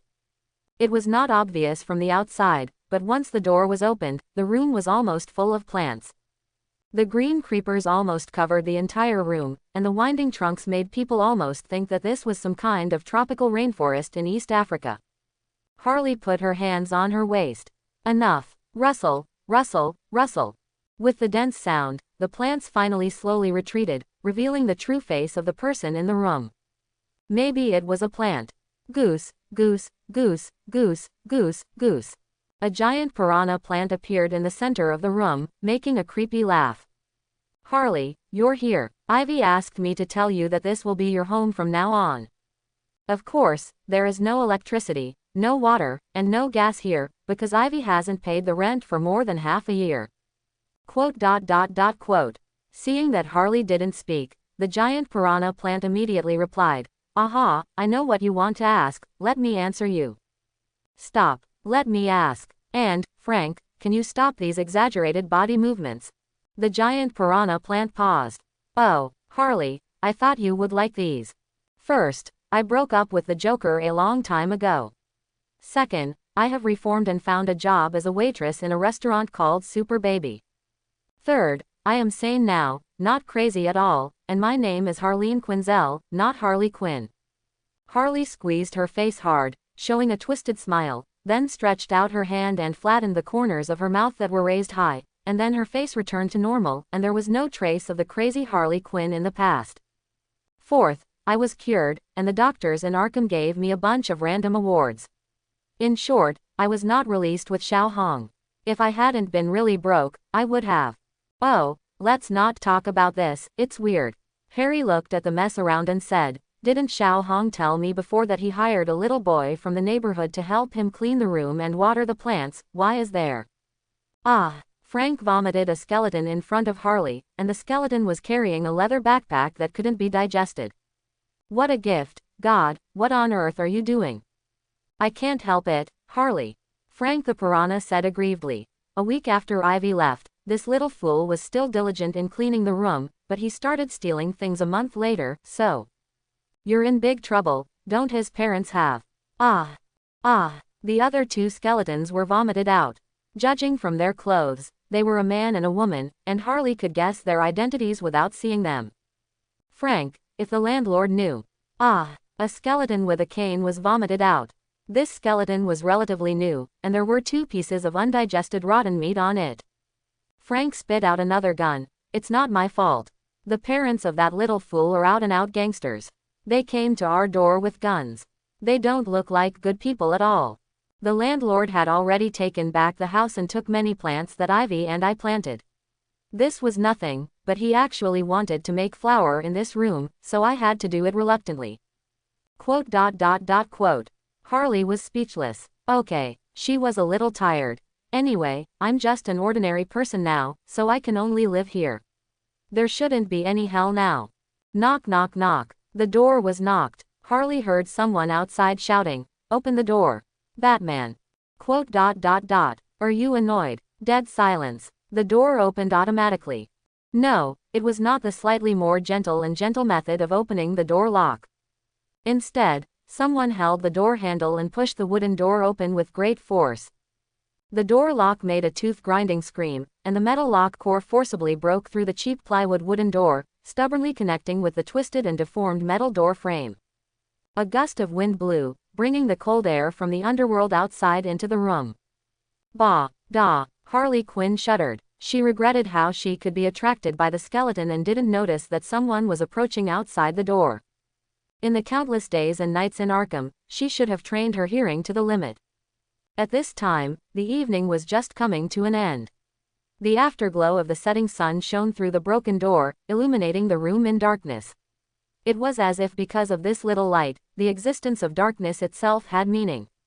Then, it went out. Harley Quinn slowly picked up her backpack. The tall figure stood at the door.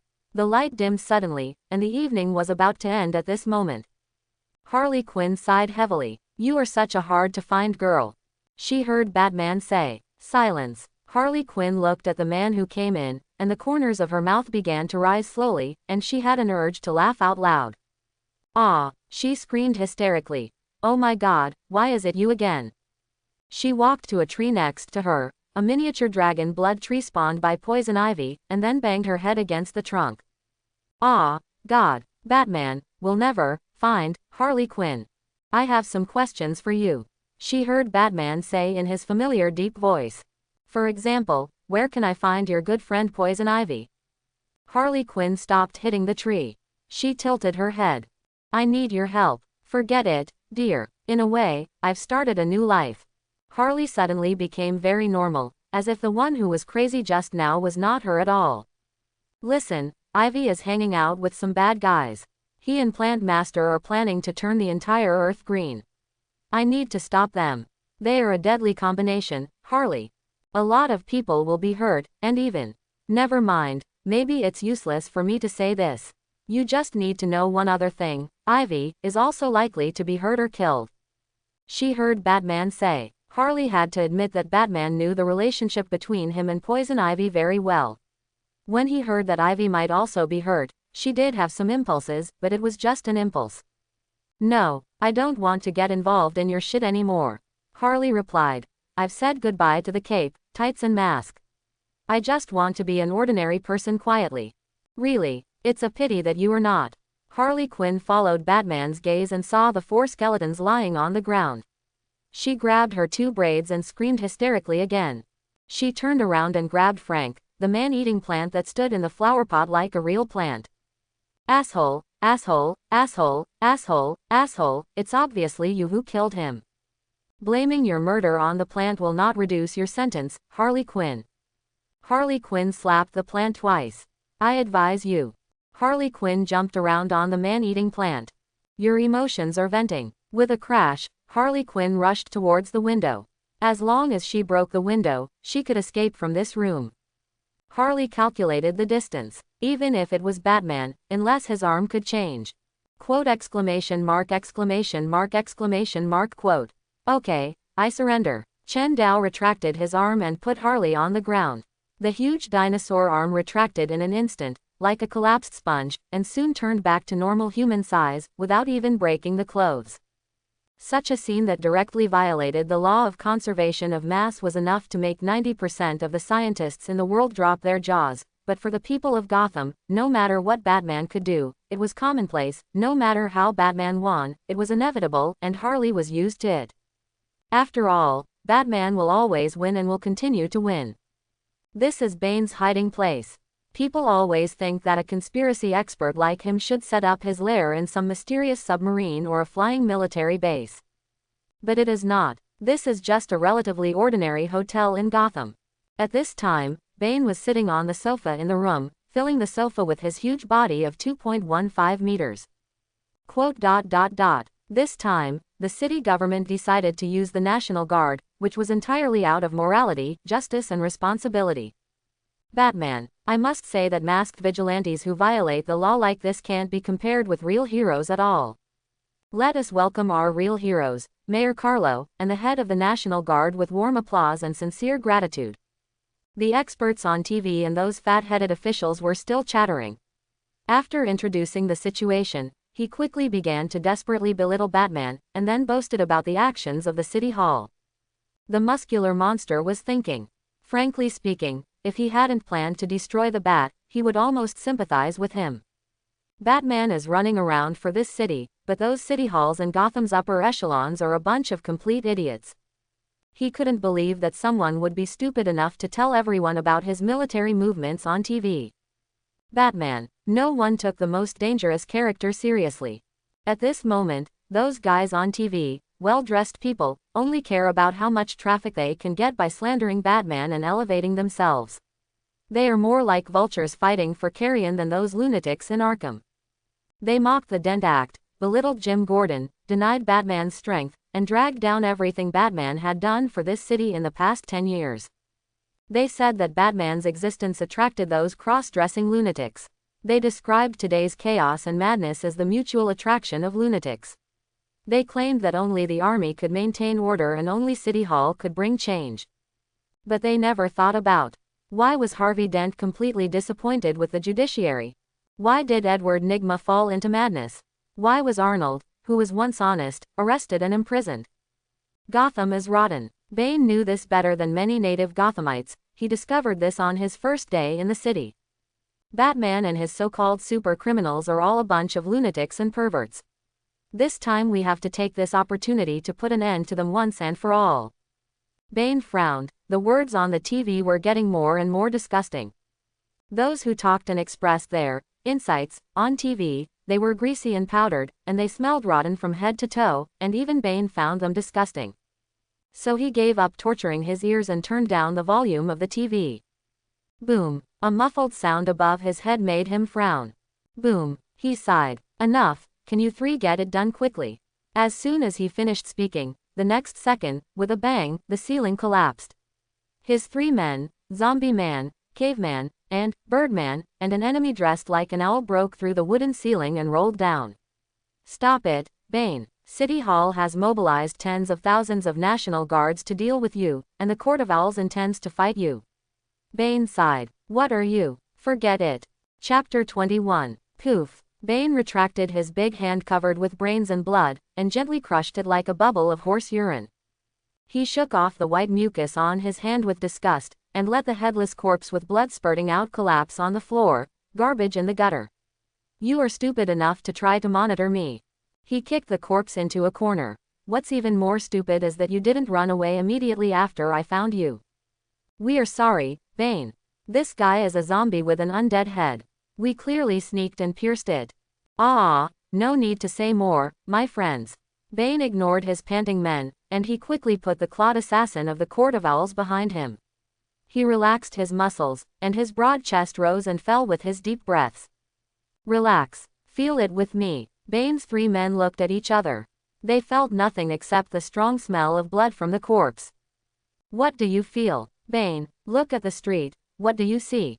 Empty. The caveman and the zombie man answered one after another, dead.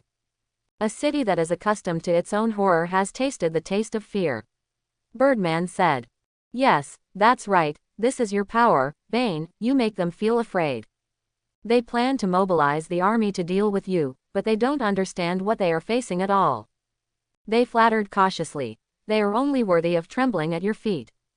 My master. The men didn't say it out loud, they silently recited it in their hearts. No, but Bane's answer was beyond the expectations of the two. It's not like that. Bane suddenly roared in a low voice. You didn't feel it at all. Batman has been shrouding this city for too long. Gotham City was once the largest drug production and trade center in the United States. The largest population trading market. The most prosperous gambling city. He opened his hands, as if embracing the darkness that could not be seen by the naked eye. Gotham is a criminal's paradise. For so many years, the U.S. government has been stuffing criminals from all over the country into Blackgate Prison. Then they will soon be released on bail, medical parole, escape from prison, and then transform into citizens of Gotham. The so-called Gotham has been a super prison from the beginning. They wish all the scum would kill each other to death until someone comes out to stop them from using Gotham as a trash can. He laughed sarcastically. Before Batman was born, the public security in the United States was 10 times better than it is now. You say Gotham is afraid of me. What a joke. Not only is Gotham not afraid, she is excited. How vicious, she is actually excited. Finally, someone is going to defeat the Bat, and finally someone is going to kill the Bat. Those scum, gangsters, and villains can finally return to their past unrestrained criminal life. The silence on the street is not because of fear, but because of expectation. They are jubilant and looking forward to it. Everyone hates Batman and they want Batman to die. The scum hates the Bat, the powerful also hate the Bat, even the old women who work in the white powder factory hate the Bat. Batman tried to save Gotham. Don't talk bullshit, Gotham doesn't want to be saved at all, this just wants to fall forever. Bane felt it, he could feel it. Gotham was like a cruel mother, egging him in his ear, egging him to murder her only son, the bruised fighter. This vicious fool, flirting in front of him, posing like a queen, asked him to pass the dirty trials of those ignorant fools, prove his greatness and strength to her, and then go and take the crown that has never been touched by anyone. Murder Batman. This is really, it's an honor. He sat back on the sofa, his body unconsciously tensed and leaned forward. This action made his body slightly hunched. But this not only did not damage his majesty, but made him look like a beast ready to go. You three, leave this building as soon as possible. Surrender directly to the army, I will come to you later. I can't let go of my hands and feet if you are here. Bane's voice was low, but unexpectedly gave people a high-pitched feeling, like the roaring magma rushing underground. The light passed through the curtains and shone on his bulging biceps, making him look like a real Iron Man. His 3 men left in a hurry. They had no doubt about Bane's decision, nor did they dare to question it. Bane sat on his sofa, looking up, waiting quietly. The long street was dead silent, with no one around. ZZZZ. M1A2 Abrams main battle tanks and M2A3 Bradley infantry fighting vehicles are ready. Received. M1777 howitzers are in place. Received. Somewhere in Gotham, this is the National Guard's on-site command center.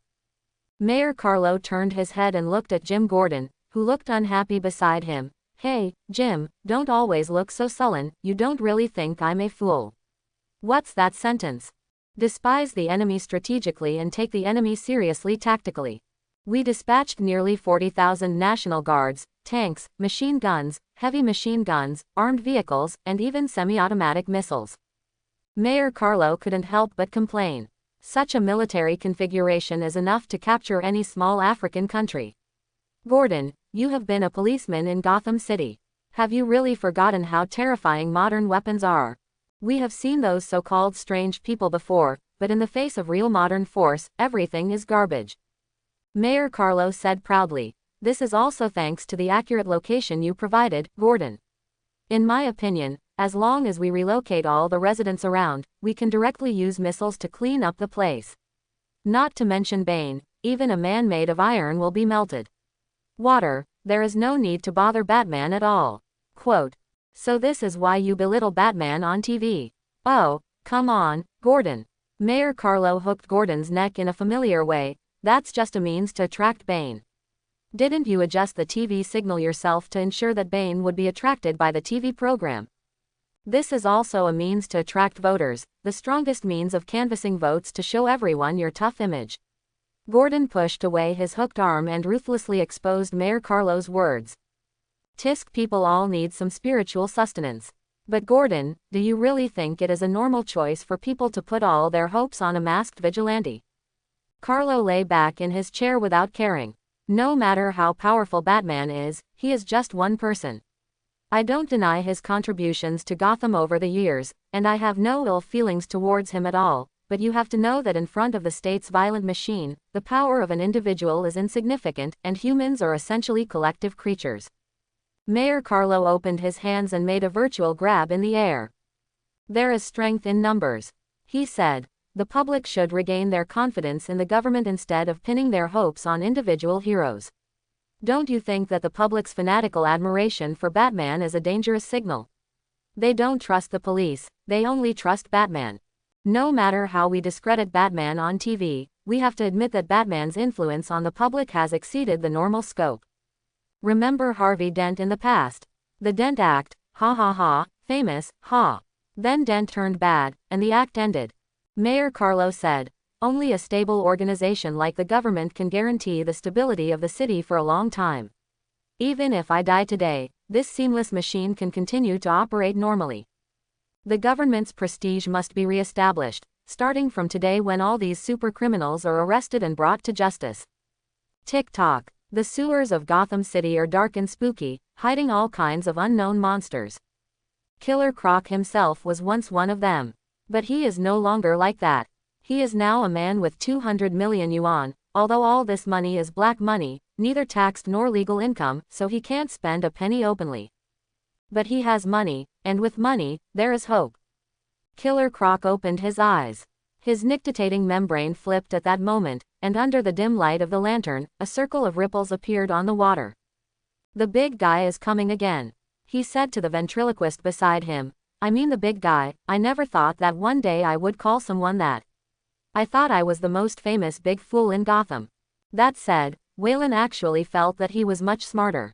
He has accepted that his brain is not very good, but he has not always been like this. In his teenage years, his IQ was no different from that of ordinary people. But since he grew up and became a complete reptile, he found that the farther he was from people, the more beastly he became, and the more beastly he became. And he has been with other humans these days, and his beastly nature has receded greatly, making his mind clearer. Focus on your work, Waylon. The ventriloquist sat in the corridor next to the sewer. This old-fashioned underground drainage system in Gotham always has corridors for workers to walk around. The bat baby in his hand replied, Don't worry, you may not be the most famous big fool, but you are definitely the richest big fool now. He said, You have seen the 2 vans full of money in the vault of the Swiss bank, right? If you want your employer to help you wash all the money so that you can spend it, you'd better run faster.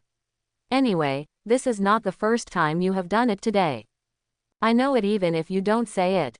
The human-shaped crocodile swung its tail, he stood up from the underground river, and then lifted a cart from the ventriloquist. A roasted golden and crispy whole beef was placed inside. It should have appeared in Gotham's top 7-star restaurant, being ruined by a group of idiots who are seemingly elegant but full of fat intestines, instead of appearing in this dirty place. Killer Croc sighed. Roasted whole pig, roasted whole beef, the fragrant smell in the sewer, all of this is so familiar, all of this is a repeat of the old trick, but the executor has become himself, which is inexplicably ironic. Boom, boom, boom, roar woo, like the sound of a very heavy iron ball hitting the ground. This sound echoed layer by layer in the empty underground water pipes, accompanied by the hoarse and gloomy voice, composing a weird duet. Listen carefully, the voice is saying. Solomon Grundy born on Monday. Comma comma, comma comma, comma comma. The third-generation Robin Tim Drake sat on the edge of the building, observing the apartment in the distance with a telescope. Batman and Harley Quinn are inside. If it was the old Batman, Tim would never have worried at all, because he knew how powerful Batman was, but it was different now. Can Bruce Wayne really deal with a dangerous criminal like Harley Quinn? Tim carefully used the hook to swing across the entire street, landed on the roof silently, and then climbed into the window of the corridor. The sky gradually darkened, and the voice-controlled corridor was pitch black. A glimmer of light shone through the half-open door, like the open mouth of a giant beast. Tim quietly hid in the shadow behind the door, and then heard Harley Quinn say, Bat, you fool. With a loud bang, Tim kicked the door open. Batman, what are you doing? Then he saw Batman holding a skeleton in one hand and playing with a skull in his hand, as if he was trying to stuff these scattered bone frame parts back into the mouth of a huge piranha plant. Woo woo woo woo vomit. Are you asking me to eat my vomit back into my stomach? Frank the piranha plant struggled loudly, but he couldn't resist Batman at all. Chen Dao took out a lighter and showed it in front of him, and he immediately became honest. Aha! Seeing Robin coming in, Harley immediately jumped down from the edge of the windowsill and put on a posture of a patrol officer with his nose in the air. Private Robin, stand at attention. Tim turned his head to look at Batman, showing a, what the hell is this, expression. Chen Dao explained, these people were not killed by Harley. Harley cooperated very well and went crazy at the same time beside him. Woo woo woo, Mr. Skeleton, woo woo woo, Mr. Skeleton. You died miserably. You turned from a living person into a corpse. It's not your fault. Rest in peace, Anne. Ah, This is just Harley's version of the Great Compassion Mantra or Requiem. Chen Dao added. He. A few minutes later, Harley Quinn stood in front of the Batmobile parked at the entrance of the alley. She leaned her butt against the front of the car, and then slid into the passenger seat of the Batmobile like she had no bones. So what do we do next, dynamic duo? The third generation of Robin stood beside him with a snort. The passenger seat of the Batmobile should have been his seat. No one knows Poison Ivy like I do. Now I will help you find her, but you have to let me talk to her before you rush in. Then, after this matter is over, you have to help me say something good to those guys on the parole board, telling them how honest and kind I am as a good citizen, etc. The seemingly reasonable request is a piece of cake for Batman. As long as you agree to Harley Quinn's conditions, it seems that you can get the other party's help immediately, find Poison Ivy, beat the Plant Master, and solve all problems. But Batman will not do this. This is Harley's test, to test whether he is the real Batman. Once Chen Dao nodded, it became Batman asking Harley for help, and the initiative immediately fell into Harley's hands. Even though she had not been a psychologist for many years, Harley Quinn still instinctively used some techniques to influence the master-slave relationship between them through language. So, Chen Dao said, "No, what's the situation? I mean, you don't want to. You don't need to." Harley Quinn was still trying, and Chen Dao quietly watched her pretending to be incredible. These conditions are not important, what is important is Ivy. Chen Dao has always been able to grasp the key points. Now he needs to do his best to break Harley Quinn's delusion of taking the initiative. I don't want to make a deal with a mentally ill person. It's a sociopath. Harley scratched her head frantically. Sociopath. Oh my god, why does everyone get my identity wrong? She crossed her arms and jumped off the Batmobile. If you don't agree to my terms, why should I help you? You will help me, otherwise the peace of this world will no longer exist. Harley Quinn complained. As if Bane, the Joker, Two-Face and the Riddler are all kind women. Even a lunatic like you still likes the feeling of being alive. How about giving me a little sweetness as a deal? Please treat me to a day of spa, and give my little cousin a signed photo of Batman, he is seriously ill. Chen Dao walked past her and walked to the other side of the Batmobile. Chen Dao counted silently in his heart. 3. Hey, Bat, only I can. 2. Batman. 1. Okay, you are the boss anyway. Harley Quinn finally gave up, and she jumped directly into the co-pilot. Tim, the third-generation Robin who witnessed all this, scratched his head frantically. Wait, Harley Quinn will go with us. He stopped in front of Chen Dao. Would that be a good idea? Not my first choice. He heard Batman answer him, but we can't let her out of our sight. She might tip off Poison Ivy that we're looking for her. That's right, Harley Quinn said unhappily. She put on a cross-eyed look, then pressed her fingers on her temples, making a silly expression. The dangerous lunatic is here. No one knows what she will do. The three of them got in the car. Harley, I just need you to help me find Poison Ivy, that's enough, we'll handle the rest ourselves. Chen Dao sat in the main driver's seat, pretending to be steering the wheel. He is not the real Batman, and he can't drive this kind of thing called a chariot but actually a tank. From just now to now, it has been driven by AI. Let's go to a place first. Then we'll go find Poison Ivy. Okay, so, what exactly does Ivy want to do? Based on the professional field of the kidnapped scientist Professor Goldblum, the ideas of the Plant Master and Poison Ivy, and the attack on the Joint Institute for Advanced Superhumans and Star Labs, I came to a conclusion that they will definitely create swamp monsters through synthetic formulas and turn it into a fast-spreading virus, and then cleanse the earth and turn people into plant-animal hybrids.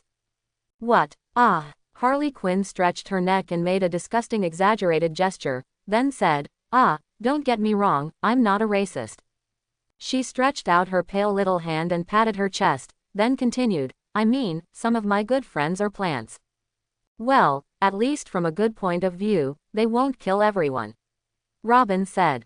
Maybe, Chen Dao replied, but if they succeed, it's over, and we will all live like plants in the future.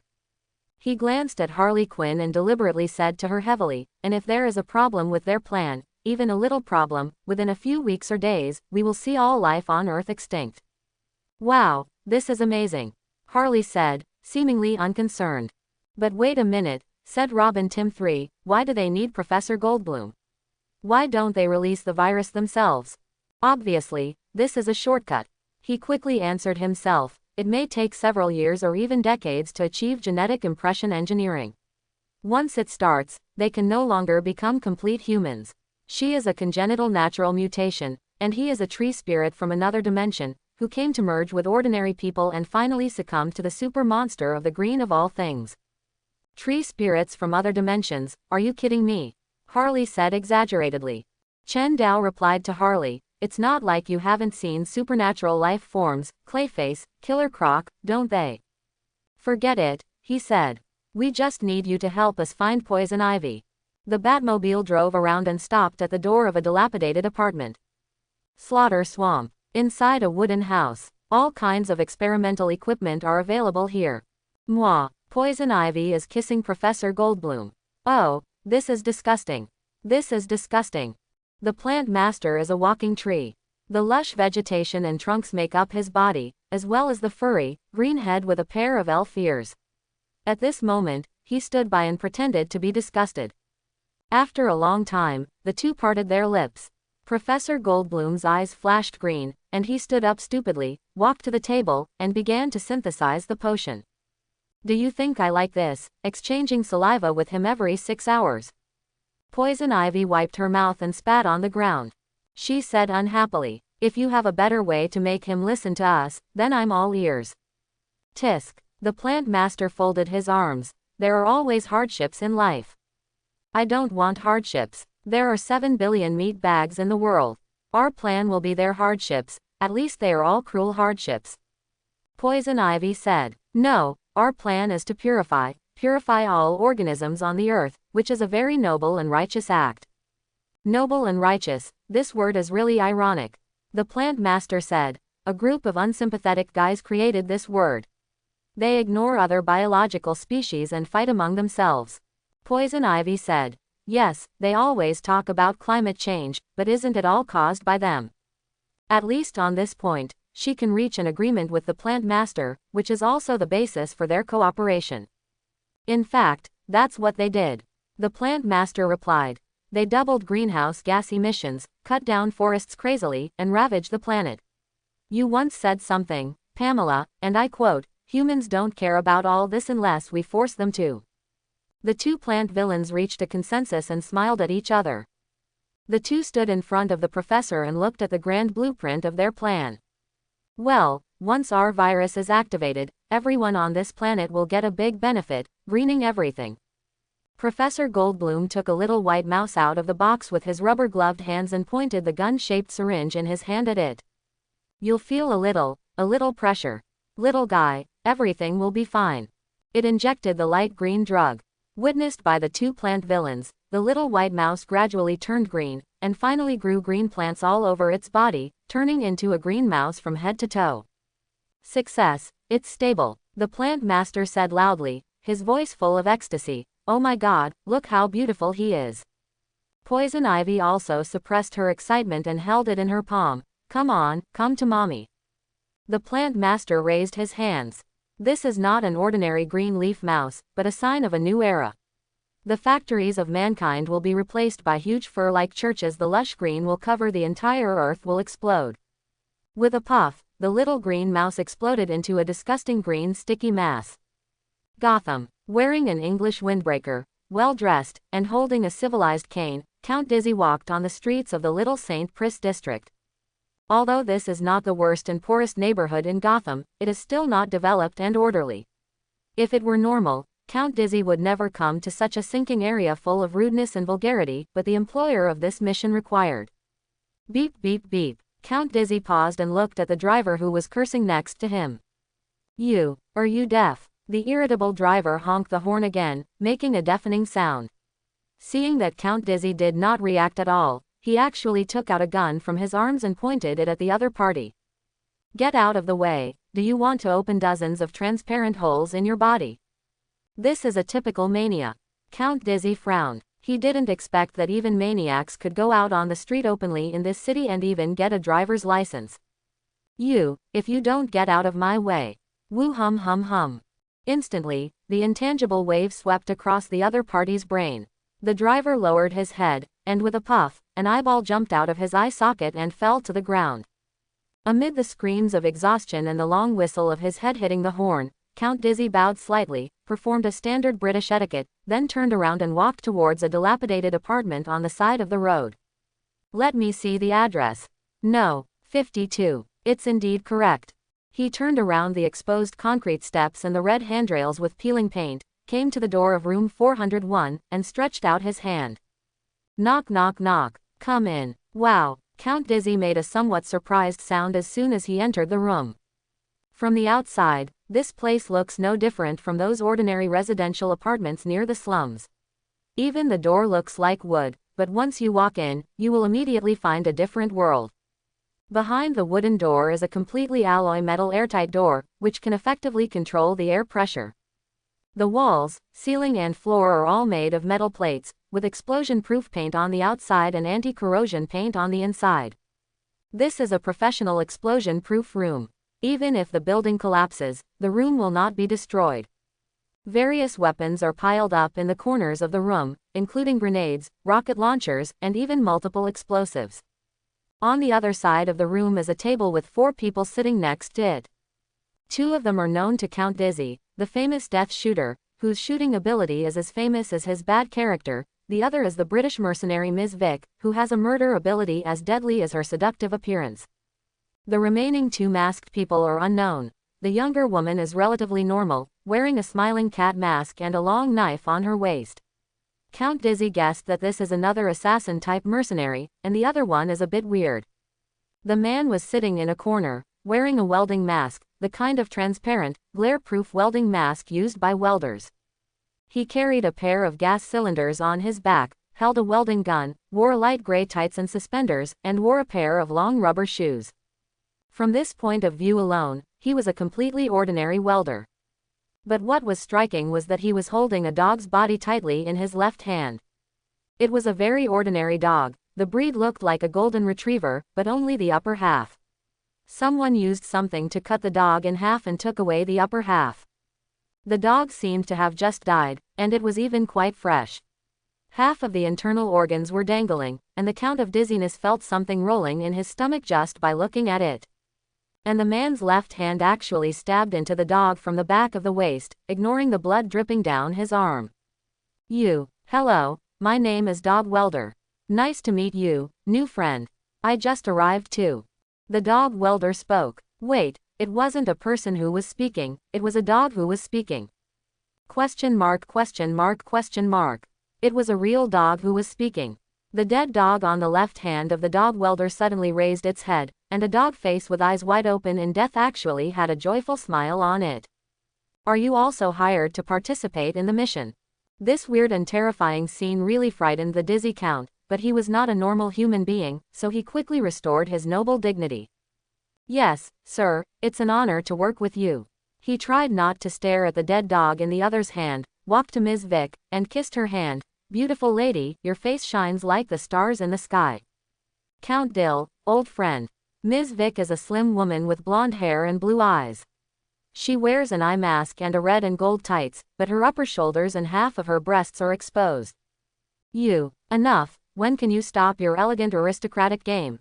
The death shooter, who was ignored the whole time, knocked on the table in dissatisfaction. Now that everyone is here, let's listen to what weird tasks our sponsor will give us. He raised his chin to the Cheshire Cat, and the taciturn masked cat took out a recorder from the pile of grenades next to him. Ha, dear, am I seeing right, a recorder? Ms. Vick said. The death shooter ignored her. He pressed the recorder, raised the antenna, and adjusted it for a while. Then he said, the employer asked us to turn on the radio after everyone is gathered. Be quiet and wait quietly. I think you are all here for money, and so am I. So the 4 of them waited quietly, and soon, amidst the rustling sound, a voice finally came. Zzz, can you hear me? Yes, employer. Death shooter replied. What do you want us to do this time? Is it to catch the arsonist fireflies, or other criminals who popped out of the corners, our righteous employer? Neither. Death Shooter heard that the employer's voice became a little hoarse under the influence of the radio. He had checked that this recorder was an oversized wireless walkie-talkie. Does this mean that the employer is nearby at this time? I have assigned a leader to you, and you must obey his orders. Especially you, Count Vertigo. Count Vertigo was a little disapproving. Although he knew that he was not the only one on this mission, he never thought about cooperating with others. He is a lone ranger, a lone wolf. He is working with others to complete the same mission this time, just for the sake of money. Do you still expect him to listen to others' orders? Who do you think this team leader is, Batman? No. Why is this happening? The plant master couldn't believe it. He grabbed the green mucus and threw it against the wall in a rage, like a large green snot. Project result, failure. Professor Goldblum wrote and drew on the draft paper, target death. Why is this happening? The plant master turned his eyes to him. Even though he had a wooden face, he could still see how angry he was. He is a liar. He didn't try his best at all. Professor Goldblum flashed a pair of green eyes and faced the plant master's accusation blankly. The plant master quickly turned his anger to Poison Ivy. Your hypnotic kiss doesn't work at all. Ivy sighed. Calm down, Jason. He is still under our control. She turned to the professor and said, Harold, tell us what caused it. Professor Goldblum's eyes flashed green, and then replied, this is a very complex azeotropic mixture. The virus conversion formula works well, but it's just paper talk. There are almost millions of variables that can cause the process to fail. Then try to guess, meat bun. Well, guessing is not scientific. Professor Goldblum pushed his glasses, but I suspect it has something to do with something we have been using. The old swamp water used for our experiments comes from the massacre swamp. This won't work. What we need is regular biological nutrients and chemicals. Water should be taken from regular places, places that can create swamp monsters. Wainwright Swamp in Louisiana. Oh, my God, my ass hurts. Poison Ivy said. No, Pamela, didn't you notice? This is perfect. The plant master said, his eyes flashing with fanaticism. This river flows directly into the Gulf of Mexico. The water of the Gulf of Mexico can carry the virus to the Atlantic Ocean, and then to the whole world. He turned around. Those corrupt and death-filled monsters will never be able to destroy the green of all things. The incompetent and dirty red of all things will completely surrender to our feet. Even without the help of the swamp monsters, we can drive those dirty things back to the corners where they should go. This planet will be protected by the Great Green. He circled on the map. The rescue plan for Mother Earth will start from here. As for who will be the leader, Death Shooter doesn't care. Since his daughter was promised the admission letter, he has been a bit of a scumbag. No matter what the employer says, I will just say, yes. Anyway, you have money, what you say is what it is. So he said, okay, then. Employer, I don't think we need a so-called team leader. The Count of Dizziness was interrupted by the employer's voice from the recorder before he finished speaking. You can make a decision after seeing this leader, and this leader will be in this room soon. The voice of the recorder became more hoarse, mixed with some harsh metal sounds, as if it was interfered by some electromagnetic field, making a low and hoarse groan. And I think when you really see this leader, you will never object to him taking this position, because I think he is a person you are very familiar with, a real old friend. Death Shooter had an awkward feeling. He didn't know where this feeling came from, he just felt a little creepy, as if he was being stared at by something that was not human. Ms. Vick looked at the Cheshire Cat inexplicably, opened her mouth to ask something, but faced with the calm smiling mask, she finally closed her mouth. The Cheshire Cat seemed to not care what they were discussing at all. She stared at the dog in the dog welder's hand. The dog welder gave her a, want to touch it, gesture, so she happily stroked the dead dog. Knock, knock, knock. The door was knocked, and the Dead Shooter stood up, feeling more and more uneasy. There was something outside the door. Come in. Count Dizzy said loudly. A stimulating sense of danger came over him, and he felt his hair stand on end. Ms. Vick also stood up. I'm coming in. Click. First a shoe. A special one-piece shoe for tights. Then came gray tights, a pure black cape, a pair of pointed ears and a mask. Batman. The dead shooter jumped up from the table, but Batman's action prevented the bullet from his gun from being ejected. When he saw Batman, he held a walkie-talkie and said, "I've told you, I've arranged a leader for you who has enough influence and strength. You will like this leader." Deadshot saw Batman's pointed ears facing him. In the recorder on the table, Batman's voice was broadcasting synchronously, layer upon layer, like a nightmare echoing in a dark well. He heard Batman say, "Because this leader is me." Chen Dao once thought about whether to disclose his identity as the employer behind the scenes at this time. He could have quietly hidden behind the scenes like before and become a beautiful behind-the-scenes mastermind, and then, what? Soldiers have no fighting spirit and only want to escape. No cooperation, a mess. Disobey orders and attack at will. It has to be admitted that the current Suicide Squad lacks a strong soul figure, a backbone that can bring everyone together. In the original history, the captain of the Suicide Squad was Rick Flag, who conquered this group of unruly mercenaries with his noble character and led them to complete one mission after another. But Chen Dao's men do not have a leadership character like Captain Rick. Deadshot undoubtedly has talent in this area. In the history of the Suicide Squad, he has the most records of being the captain except Rick. But now he is just a loner who has been alone for many years, not the leader who has been trained in the Suicide Squad for several years. Nightwing is also possible. As the first-generation Robin, he is not used to fighting alone like Batman. When he was Robin, he had the experience of leading the Titans. But according to Alfred's intelligence, Dick and the Titans he led were fighting with Deathstroke at this time, which is why Chen Dao could not recall Nightwing or hire Deathstroke. Chen Dao did not want the two sides to fight in the middle of the fight, and suddenly someone told them, "Batman is looking for you, an employer is looking for you." So they put down their work to take the task, and then were shocked to find that each other's enemies became teammates. Therefore, besides, Chen Dao can now turn into a big dinosaur anyway, and has basic combat power, and he can also turn into a bat car. Even if he can't win, he can definitely escape faster than others when he turns into a car. That's enough. No matter what, his life safety can at least be guaranteed. If he still doesn't dare to go to the scene in person, it's not hiding, but being cowardly. Chen Dao walked into the room and swept his eyes over the four people in the room.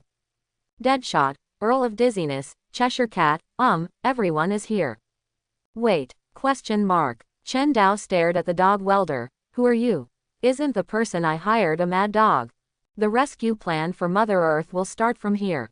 The plant master's hand was still on the map, but the next moment, he and Poison Ivy both stopped. Pamela, Poison Ivy's face looked ugly. I feel it. It was night. The Massacre Swamp is located on the outskirts of Gotham and is the largest swamp area in the suburbs of Gotham. This is the largest corpse dumping site in Gotham, second only to the Gotham Pier.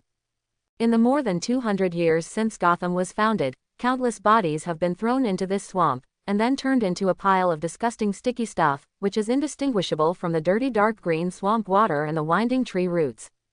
The Suicide Squad and Chen Dao were waiting in the edge of the swamp at this time. They passed through clumps of low reeds and cattails, relying on twisted trees and slippery moss to point them in the direction. Oh, this is going to eat me alive. A large group of mosquitoes and other flying insects circled around Harley Quinn's head, making her pale face pale. Robin took out a bottle of potion and sprayed it around, and all the small flying insects around him fell straight into the water. This immediately attracted Harley Quinn's attention. Oh, thank God, can you use some for me? Tim answered him. This is concentrated sulfuric acid, a super dehydrating agent. How dare you put such a horrible thing in your bag? Harley complained. Can't you bring a bug spray to this swamp? What can you do, huh? 3 bugs turned around and around above Harley's head, like sitting on a happy carousel. Tim said, you may need to supplement some vitamin B. Note, lack of vitamin B can easily lead to irritability and anger. Tim is scolding Harley in a roundabout way here. Never mind. Harley Quinn made a manic voice. Your equipment is like that of a Boy Scout. She threw down this sentence and walked quickly forward. As she walked, she slapped her head hard. Unfortunately, she didn't hit any bugs, but instead made herself scream. Robin walked quickly to Chen Dao's side. The two of them walked side by side, silently looking at Harley Quinn walking in front. Batman, I have always had a question. How did you find Harley Quinn? Of course, I found her by reading comics. Harley Quinn has a house in Brooklyn, New York, and she is still paying off the mortgage. She used the Wayne family's connections to check the most fancy houses in Brooklyn, New York, and then checked the owners, the flow of funds, and then checked who paid the salary to this account, and then found the Super Baby restaurant. But he couldn't tell the young detective directly. Judging from Tim's expression, this question seemed to have been in his heart for a long time. He felt a painful feeling of, why can my idol do it easily, but I can't do it and can't understand it and can't figure out what the operation is. So Chen Dao could only answer him, because I'm Batman. Quote. Okay, Tim sighed, let's not talk about how you found Harley Quinn. I just want to talk about her, Batman. I hope you will think about it carefully. Robin whispered. Harley Quinn is defined as a person who does her own thing. Based on my understanding of her, she is very likely to support Poison Ivy's plan at the last moment. She may think that Ivy's reasoning doesn't sound so ridiculous, or it may be because the wind direction has changed today, or because today is Thursday, which can make Harley Quinn change her mind at will. Chen Dao didn't speak. Okay, I understand because I'm Batman. Tim was completely numb. He waved his hand and walked aside cursing, not wanting to walk with Chen Dao. Quote. This is of course from the comics. Harley Quinn has always been firmly opposed to Poison Ivy's overly crazy plans, just as Poison Ivy has always opposed Harley Quinn's excessive obsession with the Joker. In a sense, these two women are fighting against the worst and darkest sides of their personalities, targeting each other's most serious character weaknesses, which is a kind of mutual redemption. Therefore, if Harley Quinn knows what dangerous things Poison Ivy wants to do, she will never let it go. But he couldn't explain to Tim why he made this judgment, so he could only fool him because I am Batman. Dog Welder, are you sure you don't need any other additional weapons? Ms. Vick said from behind. Among the candidates for this mission, whether it is Count Vertigo, Deadshot, or Batman, they are all old friends she has dealt with before, but this strange guy who claims to be Dog Welder she has never seen before. Batman provided us with some strange equipment, didn't he, Lawton? Death Shooter, who was named by him, hummed unhappily. Ms. Vick continued. Ice grenades, said to be technology from Mr. Freeze, fear toxin smoke bombs, one breath will scare you to collapse on the ground. Supersonic rocket launcher, surge effect gun, and this, ionized radiation bomb. Count Vertigo expressionless. These things are meaningless. Tisk. Death Shooter snorted coldly, but did not continue speaking. He knew the other party. Count Vertigo was a pseudo-superpower who implanted an electronic device in his right temple to disrupt the opponent's balance. For him, his battle was to use the small thing in his brain to interfere with others. He looked down on hot weapons the most. Death Shooter did not want to argue with Count Vertigo. If Death Shooter was given a sniper rifle, he would be fully confident that he could blow up Count Vertigo's head like fireworks from a few kilometers away, but this close distance is the best distance for Count Vertigo's ability to be activated, and he is not stupid. Ms. Vick did not care about the quarrel between the two men. She continued to say to the dog fighter, I say, you. Ms. Vick. The dog welder finally spoke. The dog on his left hand replaced his mouth and began to speak openly, can you keep some distance? I have something to tell you. I am very grateful for your wish to understand me, and I also want you to understand me very much, but I can't. Because I have a brain problem. He said seriously. I have a serious brain problem, so, unless you can always remember the fact that I am a pervert when you are dating me in the future, it is better to stay away from me. But these words obviously did not scare Ms. Vick.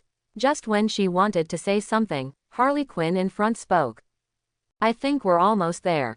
From what I know, I can bet you that Poison Ivy will definitely turn bushes and some trees into monsters to serve as guard dogs, just like in Mr. Green Goblin. Harley Quinn said, I'm not kidding. Once she turned my cane and lollipop into a three-headed snake branch, and the lollipop was still in my mouth. I haven't eaten a lollipop since then. Then she suddenly stopped. I'm sure that Zhao Hong is here. They're coming. The plant master walked out of the door of their cabin and onto the large bluestone outside. Professor Goldblum and Poison Ivy were at the table next to the large bluestone. The old professor was wearing a gas mask and was synthesizing tubes of light yellow potions. I can feel it. Poison Ivy was clacking on the keyboard. They're getting closer. Poison Ivy picked up a bottle of potion and shook it, then shook it with a stirring stick and put it in the box. Can you stop fidgeting like that? I need to concentrate. She said, we won't have these instruments when we get to Louisiana, so we have to hurry up and synthesize more raw materials. Hurry up, the plant master said in a muffled voice, and he sat down on a stone next to him. They are coming. We are here, come, take this road. Harley Quinn pointed to a log bridge that went straight through the swamp. I bet that across this bridge is the base of Poison Ivy and her friends. Robin raised his leg and walked up, followed by Deadshot, and Chendao looked at Harley Quinn meaningfully. Oh, really, Harley, you can meet Poison Ivy after crossing this wooden bridge. Ah, yes, yes. Harley Quinn nodded directly. Batman was still staring at her. What's the matter? Stare, ha ha ha. Chendao smiled inexplicably and also walked onto the wooden bridge, which made Harley Quinn feel relieved. She deliberately hesitated and stood behind the bridge, then silently chanted in her heart. 3, 2, 1. Boom. Countless huge vines and tree trunks rushed out from the bottom of the lake, and the wooden bridge under everyone's feet instantly turned into a winding wooden trident snake, directly tying up everyone. What's going on? All this happened in a flash, and the Death Shooter subconsciously drew his gun and shot quickly, breaking 5 or 6 vines reaching out to him, but he lost his balance because of the overturned wooden bridge under his feet, and was finally tied up tightly. Buzz, buzz, buzz. Harley Quinn tumbled away from her original position with a few agile somersaults. Don't waste your energy, Count Vertigo. I know your ability is more powerful the closer you are. It's best to have a solid with tightly arranged molecules to help you conduct the sound in your head. She pointed to the disgusting water source underground, but you are now separated from the water source, which is a good conductor of sound. At this distance, you can't do anything to me. Ms. Vick showed amazing flexibility. She shrank her body and dodged the attack of several vines, and then joined forces with the Cheshire Cat. The two women flashed a few blades and the surrounding vines broke off one after another. But the next second, the wood under their feet vividly taught them what it means to have an old tree bloom. The two people whose feet were locked by the tree trunk were soon caught. Why? Ms. Vick struggled and was caught by the vines in front of a big tree. The big tree cracked inch by inch from the middle, and a sharp, black hole opened on the trunk. What are you doing, Harley Quinn? Robin screamed. I knew I shouldn't trust her. He screamed like he was having a hysterical mental breakdown, while secretly holding the plastic bomb behind his back. Only Chendao and the dog welder had an attitude of, whatever it is, it doesn't matter, allowing the green plants to climb on them and then tying them up like dumplings. The pale little girl folded her arms and looked at Chendao. He sighed, and Harley didn't seem to see a trace of surprise on his face, which surprised Harley. Harley Quinn, what are you doing again? What am I doing? Harley suppressed the strange feeling in her heart and replied, it's just what you want, idiot. Because today is Thursday, and Thursdays are usually crazy. Poison Ivy and Plant Master, who felt that their traps were triggered, finally arrived late. Harley, Poison Ivy said in surprise. Harley Quinn came bouncing over and said in a sweet voice. Hello, honey, I'm sorry to be hanging out with Batman, but I have to make these guys think I'm on their side so that I can lead them here and into your trap. You can continue with your plan. Great, huh? Poison Ivy walked up to her and looked at him a little dully, as if she couldn't believe that Harley Quinn would say such a thing. But soon, she heard Harley lean forward and say to her. Dear Padme, please give up this crazy plan. It's really very, very unreliable. Don't turn us all into vegetarians. There must be other ways. You are now tampering with the ecosystem and humans are not aware of it. I am sure that I can plead for you when you are judged because after all, your heart is just, even if you kill some people. But please give up the plan, Padme, my little cutie, please, please, please, please give up the plan. What? No, Harley, the Earth is dying. I am not destroying the Earth, I am saving it. Saving the Earth from those miners and users. Harley Quinn drooped her face. I have been surrounded by these humans all my life, but we can change them, prune them, shape them, like a gardener. I don't want to do that, but I have to do it. Harley Quinn cried and sighed deeply. Well, you can't blame a girl who once tried. She suddenly stepped back, and 2 weed-killing microcapsules flew out of her hand, landed in the trap, and exploded directly. The huge trees fell down with wailing, and Ms. Vick and Deadshot escaped. Poison Ivy. Sluggish.jpg. Harley's series of back-and-forth jumps confused her. These are special herbicides, you gave them to me, remember? Red. Harley Quinn said. I still think I should help them because of the lollipop incident. Then she was immediately strangled by Poison Ivy. I thought we were friends. Red. Friends can't let friends kill 7 billion humans, you. Oh. Harley Quinn saw Poison Ivy raise her fist. Bang. Harley Quinn was hit in the eye socket by a punch, and she was immediately anxious. Red. I'm helping you. Then the two women fought together. Drink. Quote. The plant master also rushed over. Death Shooter got up from the ground in a mess, took out 2 freezing grenades and threw them directly, everyone together. Wait a minute. Chen Dao stretched out his hand to stop him. Wait a minute. What do you want to do? Death Shooter was speechless. He saw the 2 frost bombs fall on the plant master. In a violent explosion, countless frosts were created out of thin air, but these frosts disappeared immediately in a very short time, and did not cause any harm to the plant master at all. Wait a minute. Do you remember? Herbicide. What do you mean? Quote. Before Death Shooter could react, the next second, it started to rain. Instantly, countless trees melted under the light green rain, and holes were corroded on the plant master's body, and he screamed at the top of his lungs. Death Shooter turned around and heard Batman say to him, "What are you fighting for? I'm going to pour herbicide directly into this area, and make sure even their farts smell like herbicide." Quote. My name is Bane. Wherever my tombstone is, I am running towards it, exhausted.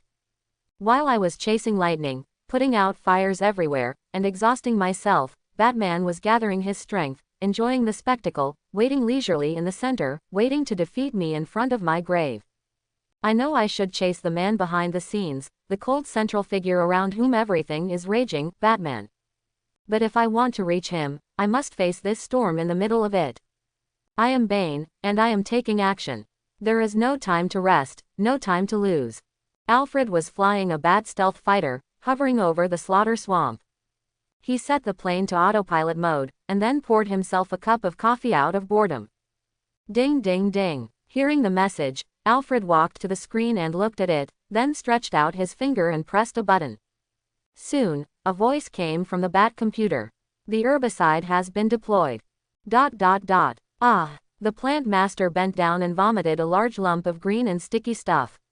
His body was bumpy, but it was gradually repairing. Quote. The plant master was not a fool, and he soon realized the solution. He saw that layers of trees quickly condensed on the surface of his body, forming a hard wooden armor on him. The green herbicide dripped on his body, and it could no longer corrode the delicate leaves. The effect of the saltwater herbicide was not strong enough after all, Chen Dao sighed. Unfortunately, it's not that he doesn't want to use strong herbicides such as acetic acid, cuprous oxide or glyphosate, but once the concentration and quantity of these chemicals increase to a certain level, they will all cause fatal damage to the human body without exception, and will also cause inevitable and even irreversible damage to the environment and water sources. There are not only friendly forces in this area, but also a hostage like Professor Goldblum who is controlled by the hypnotic kiss of Poison Ivy. Chen Dao is not a Russian rescue team. So, Chen Dao shook his head. Do it. Yes, Batman. So, the plant master, who stood up from the ground with his head covered, turned his head and saw the crowd gathered. He. Death Shooter has armed himself to the teeth with high-tech weapons. The Cheshire Cat holds an ultrasonic rocket launcher. Count Vertigo taps his temple with his hand and slowly approaches. Ms. Vick stands on a tree, holding a surge effect gun. Wait, standing on a tree. The battle started with Ms. Vick's violent screams as she was dragged up to the sky by a vine. Ouch! Poison Ivy slapped Harley Quinn twice, punched her left, punched her right, and kicked her up. Then, in the next second, she was grabbed by Harley Quinn's thigh and thrown to the ground. The two girls hugged each other tightly. Then they continued to ride on each other's faces, punched each other, pulled hair, and spit. Buzz buzz buzz. Count Vertigo stood up straight, his temples throbbing. The violent interference wave made Plant Master cover his head, and the Death Shooter took the opportunity to hit him with an ultrasonic rocket, knocking him to his knees and covering his head. 7 consecutive freezing grenades were thrown at him by the Cheshire Cat with his speed advantage, freezing half of his body. Ms. Vick raised the surge effect gun, and a huge electric current penetrated Plant Master's body in an instant, causing him to scream. Honestly, Padme, Harley Quinn rode on Poison Ivy, forced open her tightly closed legs, and strangled her neck. Your plan is completely shit. Aha, humans will destroy the world. Poison Ivy turned over, pressed Harley under her, and then hammered Harley Quinn's arms raised to protect her face with her delicate light green fist. What else can I do? I don't know. Vote for the Democratic Party, or donate money to Greenpeace. That's an organization to save whales, idiot. In any case, anything is better than us turning into walking plants. Plant Master lay on the ground, and the most courageous Ms. Vick rushed directly to his side, punching and kicking the curled Plant Master on the ground, and the Death Shooter stood by and kept pouring ammunition on the green guy, as if to vent all the frustrations of these days, confusion and fear about the future. The Cheshire Cat was holding a knife and trying to chop off Plant Master's neck. The woman wearing a cat-faced mask was exerting force again and again, like an old farmer swinging a hoe in the field, turning over her own land with hope. Ms. Vick was, sawing off the legs. This time I'm going to collect the wooden man's asterisk. What's so good about collecting that kind of thing? Quote. Can anyone tell me where the saw in her hand came from? Poison Ivy lay on Harley's back, and the two of them were entangled and fighting. Harley slammed Poison Ivy behind her heavily against the tree, and then pressed her against the tree and punched her. Poison Ivy dodged with a shake, passed through her arm, and punched her in the chest. Aw wow, Harley Quinn hugged her chest, and then suddenly punched Poison Ivy in the chest. Aw wow, Poison Ivy hugged her chest, and then kicked Harley Quinn in the crotch. Harley grabbed Poison Ivy's hair, and the other party stepped on her toes. Harley Quinn returned an uppercut, and then the two girls punched at the same time, hitting each other in the face at the same time. Ah, wow, woo. The dog welder attacked. His fighting method was simple, that is, rushing up and welding the dead dog in his hand to the enemy's face. His behavior in public made the perverted behavior of others pause. He lit the welding gun in his left hand, and in just a few seconds, the golden hair in his hand was welded directly to the face of the Plant Master. Woof. The dog welded to the enemy's face said, woof woof woof. Woof woof woof woof. Get out of here. The Plant Master got up from the ground with an ugly face. You fools, you don't understand the power of green at all. You are just a fool, Harley, we could have changed the world. Poison Ivy rolled over and picked up a broken branch on the ground, but you are too stupid to understand. She swung a stick at Harley, but was quickly caught by Harley's arm and thrown over her shoulder. Harley grabbed the stick. Oh, really? I'm smart enough to beat your ass. She crackled with the stick. Poison Ivy stood up unhappily and snapped her fingers. Woohoo! The wooden stick in Harley Quinn's hand turned into a wooden snake, and he opened his huge mouth to reveal a mouthful of sharp wooden teeth in the color of natural wood. Harley screamed and threw the wooden stick in her hand away. No, this is cool. Poison Ivy said. This is not fair, Harley yelled. Enough. The Plant Master suddenly broke free from the ground. He pushed away Ms. Vick's obstruction, gasping for breath. He said, I didn't want to use this. You forced me to do it. Then he took out a piece of plant tuber from his arms and stuffed it into his mouth. Ah, he complained loudly, it's so disgusting. Green, endless green. Plant Master Jason Wood opened his eyes wide. He felt like he was falling on the dewy grass in the early morning, with the fragrance of grass singing in his ears and nose. Countless green textures spread from the soles of his feet to the top of his head, making him intoxicated and ecstatic. He said in a trance, oh God, I didn't realize it before. Chen Dao's face changed a little. The dog welder rushed up. He was a taciturn hero, and his way of punishing evil was to weld dead dogs on the faces of criminals. But this time, he met someone other than an ordinary person. Boom. With the flying dog welder and the wooden dragon and the huge plant crab rising under the feet of the Plant Master, all these showed everyone that the Plant Master had been reborn in just 3 seconds. Chen Dao frowned. Would he still need to take action? What you just ate, is that a yam? A very special yam, the Plant Master said. He spread his hands, and the wooden dragon under his feet raised its head and opened its mouth, roaring silently at everyone. They have some special functions. I picked out 6 such tubers, which I took from the corpse of the swamp monster a few years ago. You know, you have to do it when he just died. He said solemnly. I have kept them all the time, just waiting for such an opportunity. With a bang, Poison Ivy was beaten by Harley and rolled down the hillside, just in front of their wooden house. The experimental table was not far away, and it was full of finished raw materials. What's that sentence, Ivy? I can fight you for a day. Poison Ivy sighed. I don't have that much time. She waved her hand, and in an instant, Harley's feet were tied up by vines extending from the ground.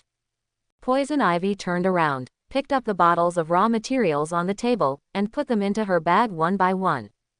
Behind her, Professor Goldblum flashed a pair of green eyes and stood blankly behind as a background. This is not fair, Harley Quinn said. She lay face down on the ground, stretched out her hands to Poison Ivy, and made a sound of humming. Poison Ivy ignored him. Is that the raw material of those viruses, Ivy? This is the antidote, Poison Ivy replied to her. It can save the world, anyway. What does that mean? You haven't tried it yet, right? You don't plan to try it again. Harley Quinn said. Batman said that if you make a mistake, you will kill everyone on the planet, Padme. People, animals, plants, is this what you want? Poison Ivy was silent. Even if I don't do this, the Earth will be destroyed in other ways. We only need the swamp water in Louisiana, and once we get it, we can succeed. She said. I'm sorry, Harley, sometimes you have to go all out. Jason is right, there is no time for the green of all things, and the red of all things. In the dark swamp, in the swaying shadows of the trees, the light green-skinned woman said, the power of darkness is restless, Harley. The swamp monster is dead, and the power of the red of all things cannot be fully demonstrated by any agent. No one can resist them unless we try. So, no matter what I do, you will not give up, right? Harley Quinn half sat on the ground, and there was no smile on her face. Well, when everything is over, you just need to remember. I once gave you a chance. You want. Poison Ivy turned around, and before she finished her words, she saw Harley Quinn taking off her clown hat. No, that's right, dear. Harley Quinn slowly wiped off her exaggerated smoky black eye makeup. It's time to use the trump card. You promised me that you would never. Harley Quinn wiped off all the makeup on her face. She lowered her eyelids, sad like a young deer that had lost its home, and then opened her sea blue eyes. The world seemed to be quiet because of this, with Harley Quinn's silent sorrow. Harley, I warn you. When the first tear condensed in those sea blue eyes, it was the smallest lake in the world, and even an Iron Man made of steel could not resist such crying. Harley Quinn bit her lower lip. I won't allow you to do this. Drops of tears fell. Ah woo woo woo woo woo. Poison Ivy threw away the virus raw materials in her hand. She cried and hugged Harley Quinn. Ah woo woo woo. I hate you so much. I really hate you so much. Harley Quinn hugged her and cried and said, woo woo woo, this trick works every time. She tried to hold back her tears and blew her hair on her forehead. Shish, the first column has collapsed. This monster is not afraid of tanks at all. Help, help me, this guy has lifted my tank, he is about to throw me out now. Boom, corpses piled up and blood flowed like a river. No, help, help, don't come over here, what kind of monster are you? You are not. Before the soldier could finish his words, he was grabbed by the shoulder by Bane. Bane exerted force expressionlessly. Squeak. The blood was spilled on the spot, and the soldier was like a peeled banana. Bane tiredly threw his rotten body aside. He had slaughtered at least 2,000 people. From the beginning of full of energy to now exhausted. Monster. Monster. Bane's figure disappeared instantly. With a force of 90 tons, he could easily overturn any tank. With his speed, he could catch even artillery shells at will. No one could stand up to him. But as he was about to kill everyone, the army finally lost its last scruples. When Bane threw the last broken body on the ground, he saw the missiles flying from the sky like meteors falling on the earth, gorgeous and beautiful. Full of deadly murderous intent. Oh my God, will this monster die eventually? Mayor Carlo was no longer as confident as before. He wiped the cold sweat from his head. Although using missiles in the city was a major event, it was better than the National Guard being defeated and losing face. Jim Gordon, go and continue to reorganize the personnel and let them continue to clean up the ground with artillery shells. This guy can't be solved by conventional force at all. Mayor Carlo's hands were shaking. 2,000 people. He had wanted to capture Bane alive before, so he sent people to surround the block. But so many people were killed one by Bane alone. What kind of monsters are these? Bullets can't hit them, but they can catch shells at will. There is no escape at all. The other party is very murderous and aims to destroy them all. I know, do you want Batman too? Don't mention that name Gordon in front of me, we can solve all this, just use shells, he whispered, with a calm hysteria, we can solve him with shells. Jim Gordon went out helplessly. But after a while, knock knock knock, is anyone there? The door was knocked. Mayor Carlo opened the door impatiently, and then shouted, didn't I tell you to maintain? But it was not Gordon who came in. Mayor Carlo looked at the pale man with a twisted smile in horror. The clown. Guard, guard. Mayor Carlo shouted for help, and then saw two bodies behind the clown, both with twisted smiles on their faces. He turned his head and saw the scarecrow sitting in front of the window, making a greeting gesture to him. Good afternoon. The phone in the command room rang. Director Gordon's heart skipped a beat. He pushed the table away and stood up, walked to the phone with clattering steps, picked up the receiver with a click, and said, hello, I'm Director Gordon. He had an ominous premonition in his heart, and soon, this premonition reached its peak. What, didn't you say to cover with artillery fire? Are you kidding? Cold sweat broke out on Jim Gordon's forehead. Why should we push all the remaining 20,000 people? That would be meaningless and would only increase casualties. He slammed the table with a bang. Mayor Carlo and I have already made a decision. Whose order did you convey? Sorry, Commissioner Gordon, this is the order I received. The signalman on the other end of the phone said politely, and Commissioner Gordon, your command has been lifted. The troops must set out now, go. Asshole, I'm going to find Carlo. Did the Joker get into his head? I will never allow such a stupid life. With a bang, the door was pushed open, and two burly soldiers came in, carrying assault rifles on their backs. The two uninvited guests who broke in with guns made everyone in the command room nervous, and many Gotham police put their hands on their waists. In the microphone next to Gordon's ear, the communicator continued. And I'm sorry, in order to prevent you from doing anything radical, we must. The two soldiers interrupted. We must take you to the detention room temporarily. I'm sorry, Chief, please. Chief Gordon took off his glasses. He was no longer young, with wrinkles on his face and gray hair quietly climbing up his temples. The muscles that swelled all over his body when he was young have become sluggish with the passage of time, and his height has also shrunk a little. Don't stop me. Gordon took off his glasses and stared at the eyes of the two tall soldiers from bottom to top. Carlo told me. This is Mayor Carlo's order. The soldier was very polite, but firmly interrupted him, and the mayor's order is not to see you. I'm sorry, but we are just following orders, Chief. The two of them took off the assault rifles on their backs and held them in their hands. Gordon took a deep breath. Keep an eye on Bane's 3 men. He told his men. So, when Jim Gordon followed the two soldiers out of the makeshift command room, he saw that in the sunset, teams of soldiers were running forward under the shouts of their superiors, the sound of tanks and armored vehicles rumbled, and there was no end to the number of people ready to go on the long street. That's right, no matter how strong he is just one person. 1, 2, 3, capture Bane alive. The third column. Don't worry, soldiers, we are all human beings. With so many of us, even if we spit at each person, we can drown Bane. Gordon regretted it a little. Mayor Carlo's decision was definitely abnormal. If he hadn't urged Batman to avoid the National Guard at that time, if Batman was here at this time. He looked at the regular army like a tide with worry. Can they really defeat Bane? We have tanks. A soldier beside him saw his worry and couldn't help but take the initiative to speak. 20,000 troops, plus countless armored vehicles and 20 tanks. I heard that the guy called Bane is a superhuman, huh? How many divisions can a superhuman fight? A soldier beside him said. The previous 2,000 people didn't take him down, and 20,000 people can't catch him. What else can Gordon say? He sighed again. I hope so. Batman, are you going to take action? Robin swallowed. In the distance, Ms. Vic's feet were wrapped in vines. She used 2 samurai swords to stick into the ground, but it didn't help. In the end, she was pulled into the sky with screams. The dog welder rushed up, holding tightly the dead dog he had taken out from somewhere. But the next second he was knocked away by the plant fist rising from the feet of the plant master, rolled dozens of times on the ground, his limbs twisted, but the next second he got up as if nothing had happened and continued to rush forward.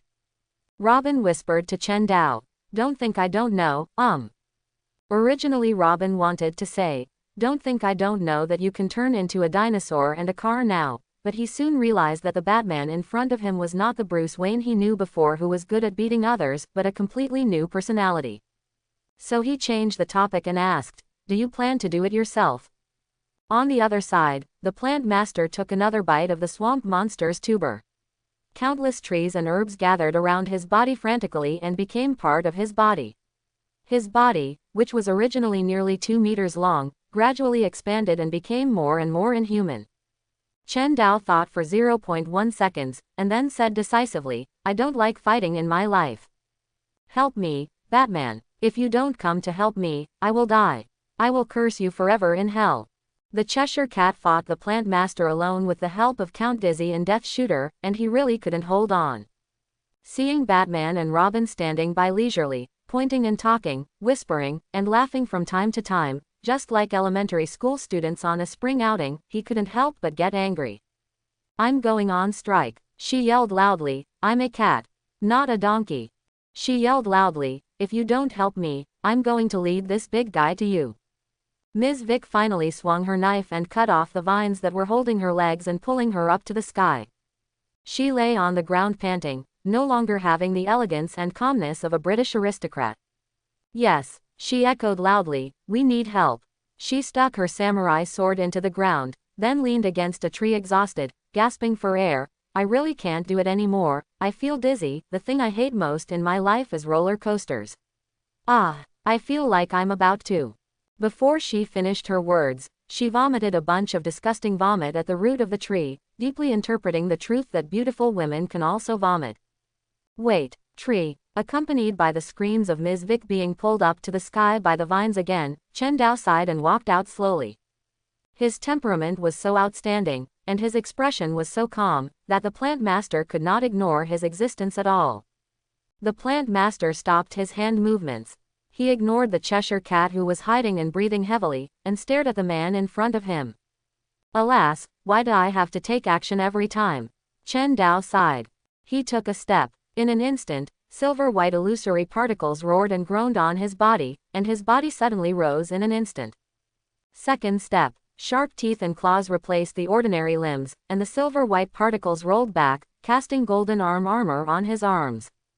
Third step. A green bat-like dinosaur appeared in the position occupied by Chen Dao just now, roaring to the sky. This scene, which was like the transformation of the Golden Saint Seiya, stunned the plant master, so much so that he didn't have time to attack while transforming. Read of all living things. I hope everyone will support it and subscribe more.